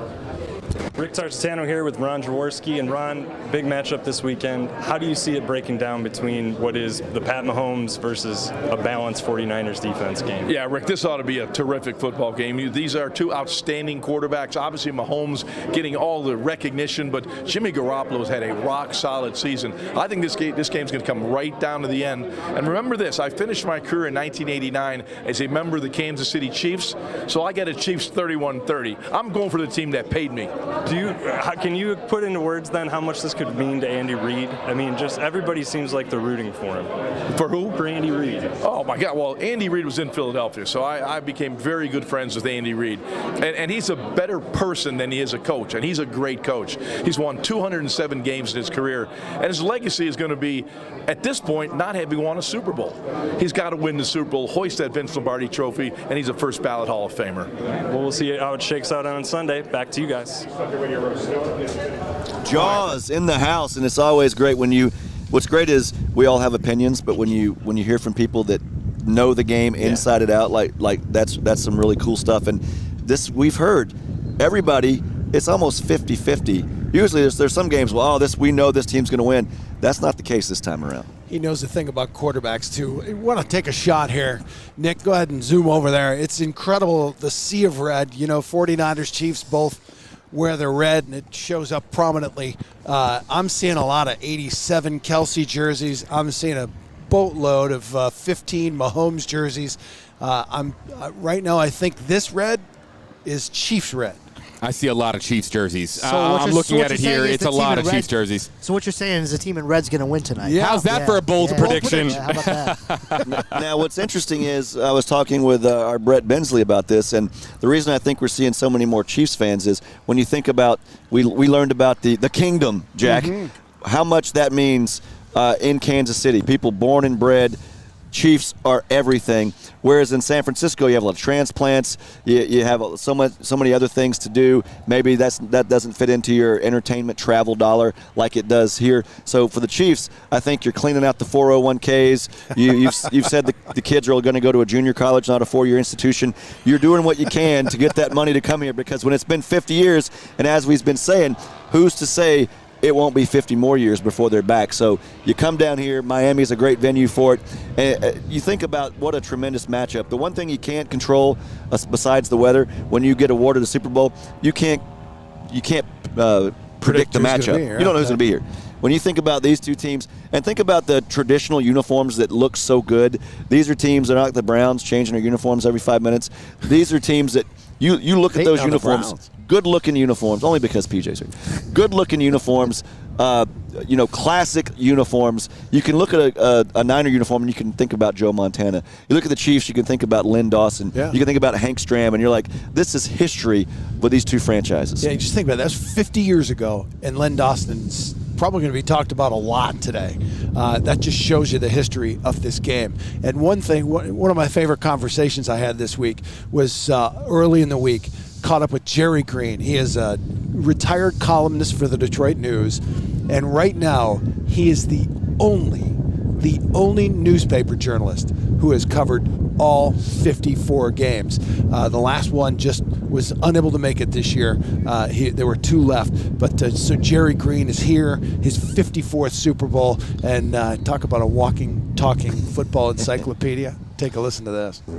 Because, 91 years of age, he's a walking, talking Super Bowl encyclopedia. His first column from Miami was about Hank Stram and Vince Lombardi from Super Bowl I. He was there. It's totally different. Super Bowl I was a curiosity. I mean, it didn't sell out. The ticket prices were $15. Remember that famous picture from Super Bowl III when Joe Namath held court with select media by the pool? He was there too. He walked out in a bathing suit to the pool, and a few minutes later, a writer from Dayton named Cy Burek said, Namath agreed to speak to a few of us. Are you interested? And I looked at Cy. I said, are you bleeping me? He doesn't venture too far from his hotel anymore. He is 91 after all, but he'll turn another column that taps into his remarkable archives. Well, I've always said, or a long time I've said anyway, that quit is the worst 4-letter word in the language. And as long as I can do it, I'm going to do it. So yes, Super Bowl 54, Jerry Eisenberg was the other writer that wasn't able to make it this year. He's retired. I think he was in Nevada, and he's not happy to be the last guy, because that was a shrinking fraternity, and he said he was actually sad that Mr. Eisenberg wasn't here to join him and be a part of this. You think about 30 years at Wood TV, 20 years for me at my station. That's 50. We're still 4 years shy of matching that Super Bowl coverage. You talk about somebody that's seen this game change and this event change dramatically. That's a special guy, and like you said, just turn the page. You don't need Google. Just go sit and talk with him. Just think about it. He was at the pool with Joe Montana. And by the way, he wrote in his column this week, he was the guy with the crew cut. He had your haircut. Joe Namath. You're talking about Joe Namath. Yeah, what did I say? Montana. Yeah, sorry.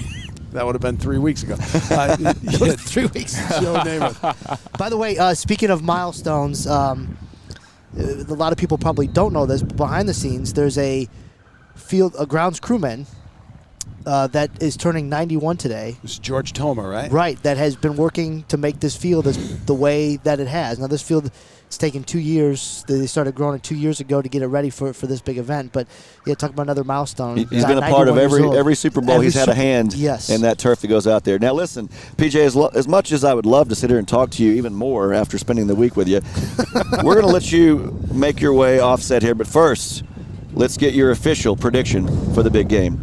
I like the San Francisco 49ers in a close one, and I do not think I think it will be the under as well. And you were on record as saying Mahomes breaks that rushing record. Mahomes breaks the rushing record. That's my big, bold prediction. And all he needs is 65 yards to break Steve McNair's record. Jack? Any further questions for the witness?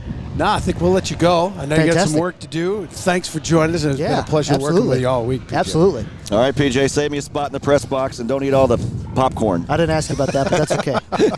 All right, get out of here. All right. We don't need you. We're going to take a look at this. We talked about the sea of red that is rolling in, and you can see the line. And mind you, Jack, we're still looking at, 5 hours until kickoff? But if you're going to come down here, if you're going to spend the money, you know what? Get up early. Get yourself down here. Be a part of it. Be a part of the atmosphere and get ready. You know, when the one part about it is you spend all this money to come down here. One of these fan bases is going to go home just short of the ultimate prize. So you feel for them. But right now, both teams have their eyes on the prize. They feel like the dream is right there. And I know both teams come down here, the teams and the fans, they feel like we got this. This is our day. Yeah, and I do. This brings up another topic. You know, today's Super Bowl Sunday. You know what tomorrow is? It's Super Sick Monday. There was some research done on this. And let me pull up my glasses because I can't read my writing and I need glasses and all that. But it's 17 million Americans. 17 million Americans will call in sick tomorrow.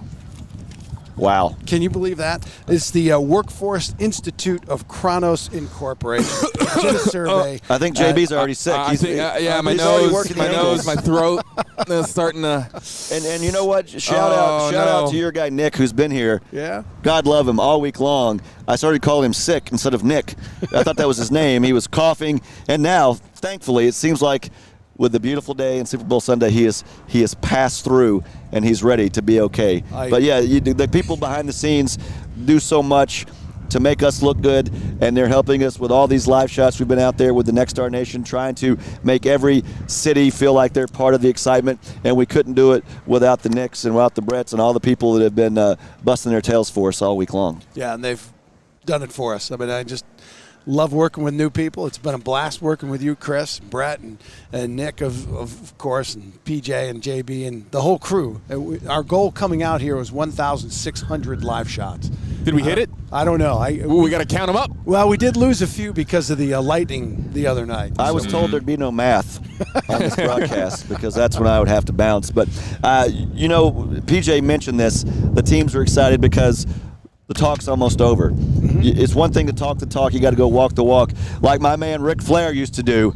He was a styling, profiling. He was a Learjet flying, limousine riding, kiss stealing son of a gun. Woo! And he was on Radio Row this week. And he was on Radio Row, and Austin Kellerman, his bold prediction was that I would do another Ric Flair. So I didn't want to leave him hanging. I had to drop I just did it. So I hope you didn't enjoy the show. I did the whole Ric Flair spiel, Jack. That was great. That was great. I love it. This guy. I love it. Woo! Ric Flair. You were talking about math, Chris. I'm going to give you some numbers here, okay? You ready for some numbers? Let's do it. How about this? 252 games in the regular season. Right? We're talking about the NFL regular season. We've got 1,332 touchdowns scored. Do you believe that number? Isn't that crazy? 11,680 points scored. 2 teams in the Super Bowl, 1 champion, but there's also only 1 female coach that is going to be on the field for Super Bowl 54. Our Lindsey Joy has more on offensive assistant to the San Francisco 49ers on the coaching staff, that being, of course, Miss Sauer. Listen in here to Lindsey Joy's package on Katie Sowers taking the field in Super Bowl 54, being the first female to do it as a coach. This is amazing. It's a dream come true. Katie Sowers' official title is offensive assistant for the San Francisco 49ers. Her unofficial title is groundbreaker. We just need to continue to open doors and show women that truly anything is possible. Katie used to play quarterback in the Women's Football Alliance. Now, she's a utility player on Kyle Shanahan's staff. It could be drawing cards, it could be helping run the scout team, breaking down film, and that's the most important thing that I tell all young people is that regardless of what the job is, do it to your best ability. You're never too good to do something. Her job this week is to coach in the Super Bowl, the first female to ever do that. It's fitting that Hard Rock Stadium is one of the few Super Bowl venues without a roof, because Katie Sowers is here to show everyone the sky's the limit. I'm happy to be what they call a trailblazer, but I've never set out to be the first. If I happen to be the first, great. But if I'm not, then that means someone else got there first, and that means we're making progress. Yeah, and the cool thing, I'm sorry, Jack, the cool thing about Katie, had a chance to talk to her the other night, and you've all seen the commercials. Maybe you haven't seen, if you would YouTube or Google her playing career, because she played competitive football in a female league, and I asked her, now that she's a coach, when she looks back on her film, does she see any corrections she could make? And she was like, oh, my footwork was terrible, my this was terrible. So she's not just someone that watched the game, she played the game competitively, offense, defense, and so it is great to be a part of some history when you see this, and then it becomes with the Indianapolis 500, just to the point now where you don't have to always point out that it's a female driver. We've seen so many, it's just commonplace. She's just another driver, and that's what we could see. I know the Browns have just hired a female assistant. We've had female referees now in the NFL. Same thing in the NBA. You see female officials. They were the first ones to kind of knock down that door. Becky Hammond, coach of the San Antonio Spurs, and they've let her be a head coach during Summer League. And so, it takes pioneers like this to open some doors. But one of the issues right now for the NFL is 4 minority head coaches. There were 8 a few years back, but only 4. 5 jobs opened up this offseason. Only one of those was filled by a minority. That was when the Washington Redskins hired Ron Rivera, who had just been fired by the Carolina Panthers. There are some really, really good assistant coaches who will be high profile tonight. You've got Robert Saleh, the defensive coordinator for the San Francisco 49ers, and you've got Eric Bieniemy, the offensive coordinator for the Kansas City Chiefs. And we talk a lot about coaching trees. You look at Andy Reid's coaching tree, he's got a lot of guys, including Ron Rivera, who are head coaches in this league and having success. And Bieniemy, you talk to the Giants, he got interviews with the Browns. Saleh was a finalist for the Cleveland Browns job, but none of them got hired. We had a chance to talk to those guys about that. And while they played kind of that company line, not everybody did. How frustrating is it that year after year, quality coaches like yourself, African-American coaches, get passed over? Well, I will say this. I had the opportunity to interview. That was a great process that I had an opportunity to take part of. Not everybody has that opportunity. Right now, my focus is clearly on doing whatever we can do to help our team to beat the San Francisco 49ers. I can tell you as a African-American coach myself, there's some great African-American guys that are being groomed and who all they need is an opportunity, So, again, I know the powers that be will address that, but, there's plenty of us that can speak to the fact that we're ready to lead a team. What's it going to take? I don't know. I think it's just going to take continued exposure from ownership and upper-level management to just be around the minority coaching candidates and to feel comfortable enough to pull the trigger and let them be the face of the organization. How much do you yearn to be a head coach? I don't know. I'm blessed to be where I am, and I'm blessed to have any opportunity that arises, but I'm really focused on today and just trying to win a game on Sunday. Isn't it all disheartening that we've gone another year and we haven't seen a minority coach land a job? No, I wouldn't say that. Because you still got to go do your job and work the best you can, and if you're given the opportunity, you do the best you can in that opportunity, and if another opportunity arises, great. If not, you continue to grind and you continue to do the job that you're being asked to do.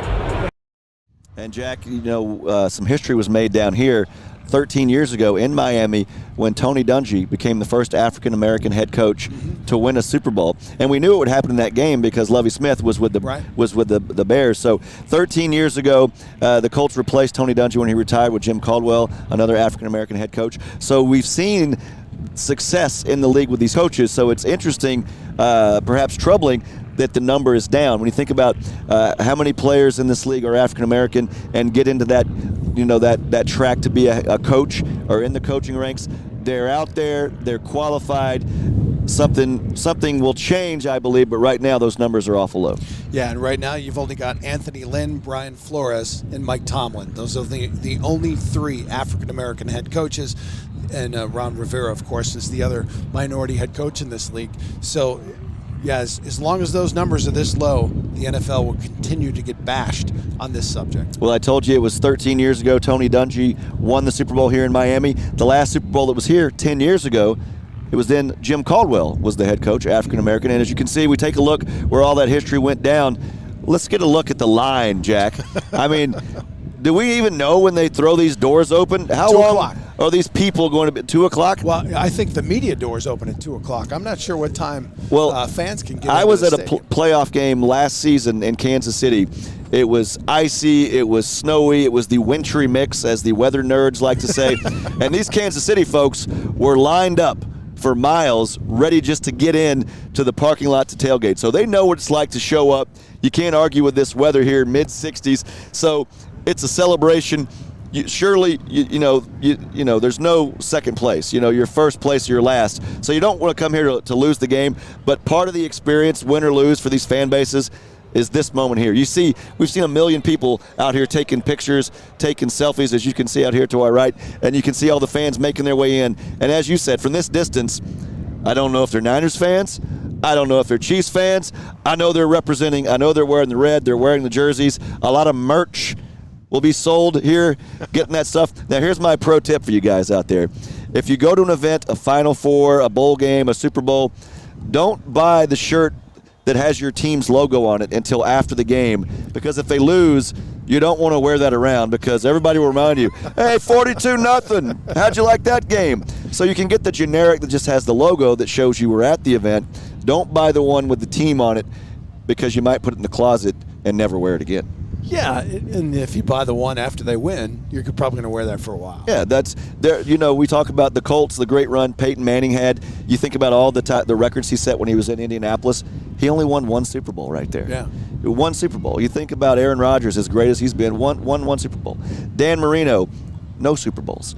So teams will celebrate this. There's still things. I still see people wearing the hats, the Super Bowl 41 gear, because that's what you hang your hat on. It's not easy to get here. It's not easy to win. And one of these teams, the long wait will be over for them. And Jimmy Garoppolo or Patrick Mahomes will join that small fraternity of quarterbacks that have led their team to the ultimate prize and hoisting that Lombardi trophy. You know who else has been waiting?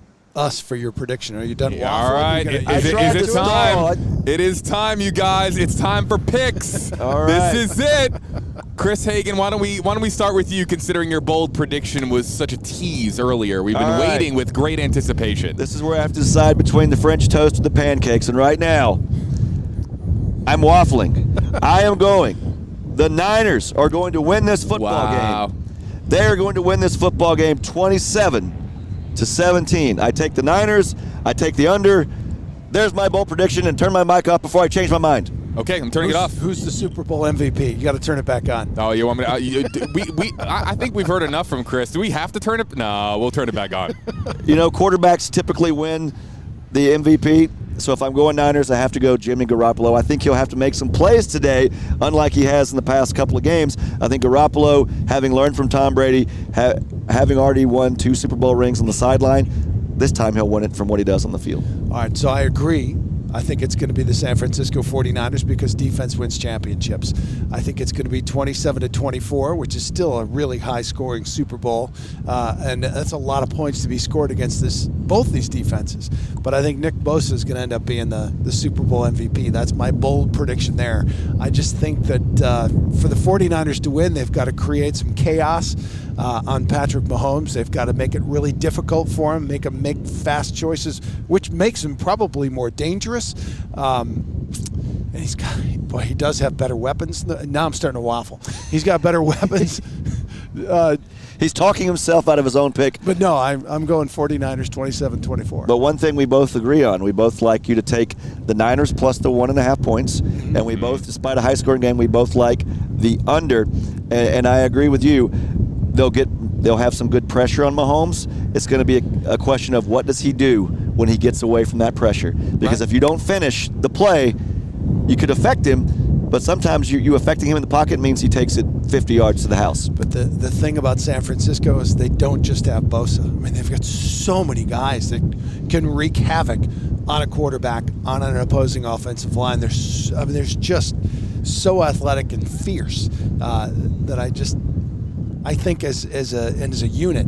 And don't be surprised if Richard Sherman makes a big play here. Oh, okay. That cues me up. It's time for my game day pick. Man, folks in Kansas City do not like what is going on right now with Jack Doles and Chris Hagan picking the San Francisco 49ers to win. I heard that correct, right? You're both picking the Niners? Yes. Correct. Okay.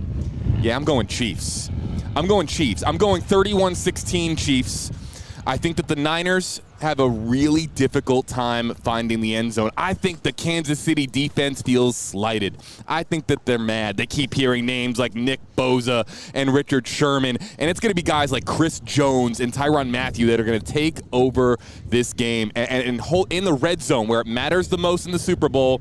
I think that the Niners are going to have a really difficult time finding the end zone. As we, let's go here to this shot here, everybody. Andy Reid right there on your screen. I think he got this. He's got this, everybody. Everything's going to be okay. And here's my bold prediction. I'm going to pop you guys back up on camera one more time here, okay? Here's my bold prediction. Richard Sherman's going to get burned. He's going to get burned tonight. I think Tyreek Hill, I think the speed on that, I think that we're going to see some really epic slow motion replays of Richard Sherman trying to catch up to this Kansas City offense, and it's just, listen, he's going to have a bad game. I hate to make a bold prediction that someone's going to have a bad game, but I think this Kansas City offense is high octane, and Richard Sherman, I don't know, man. It's not going to be a good night for him. That's my bold prediction. Okay, so 31-16 Chiefs. Here's what we're going to do, Chris, is we're going to get that little piece of audio tape, and after the 49ers win that game and Richard Sherman is named the MVP, we're going to play it for him, and we're going to play it for him with JB right in front of him. I went out on a limb. Or, hey, listen, when you guys see that slow motion replay of him trying to catch up to Tyreek Hill tonight, I'm going to be, laughing. I'm going to be laughing. That's the part that I want to hear Richard Sherman Right, comment let's tweet that on. out. But one thing we can say, JB also likes the under 52.5. Forget about these 45-44 shootouts. I think in a game like this, defense will own the first minutes, first couple drives. So let's go under. And guess what, guys? I think the gates are open. Yeah, and folks are Brett making told their us way he in. just heard the gates. Yeah, can we get one last shot here of the crowd of the sea of red here? Let's take it full screen, everybody. This is live right here from, it is 1:56 p.m. Eastern time here as fans are itching to get into Hard Rock Stadium, the home of Super Bowl 54. Guys, before we wrap, we've got about 90 seconds left in the show. Final thoughts here just about Big Game Bound. What a week it has been from Jack Doles and Chris Hagan. Yeah, it's been an absolute blast being a part of this project, but I think this game is going to be even more fun. This is a really entertaining matchup. You got a team that can just beat you up with their defense and can keep Mahomes off the field if they can rush like they did against Green Bay. This has just got a lot of elements, and I love the coaching matchup. Again, Reid against Kyle Shanahan, the wise old Sooth against the young upstart. It's been, I'll pat Jack on the back. The Big Game Bound all season long, a chance to see Next Star Nation flex its muscle, and hopefully you've seen that power with all our reports and the great stuff we've done online. JB knocking it out of the park, and I think this game will live up to the billing. I think it'll be a thrilling game. I think it'll be still competitive in the fourth quarter, but I stick by my pick like you do. We like the Niners, and there's one thing we got to do now, Jack, and that's play the game. Yeah, and we're going to go watch the game. Enjoy the game. JB, you get the last word, my friend. Yeah, if we can bring the camera over here, kind of show our setup here from the live shot location at Hard Rock Stadium right here in Miami. It has been a pleasure. Guys, hugs all the way around. A lot of love for you guys. A lot of love for the entire Next Star team. It has been such an honor and a privilege to be here and to be on the microphone with some legendary sportscasters, you guys, from Grand Rapids, Michigan, from Indianapolis, Indiana. Wow, what a week that we have had. More Big Game Bound action coming your way on Twitter. Be sure to follow Jack Doles, Chris Hagan, Jarrett Payton, a great follow, of course. I'm okay. Yeah, follow me, WFLAJB on Twitter. But this wraps up the live portion of our show. More action coming your way. And remember, it was right here that Jack Doles and Chris Hagan picked the Niners. I'm the one taking the Kansas City Chiefs. Super Bowl 54 kickoff is at 6:35. For everyone in Next Star Nation joining in, for everyone in Next Star Nation watching from wherever you are, thanks so much. This has been Big Game Bound, live from Miami, Florida.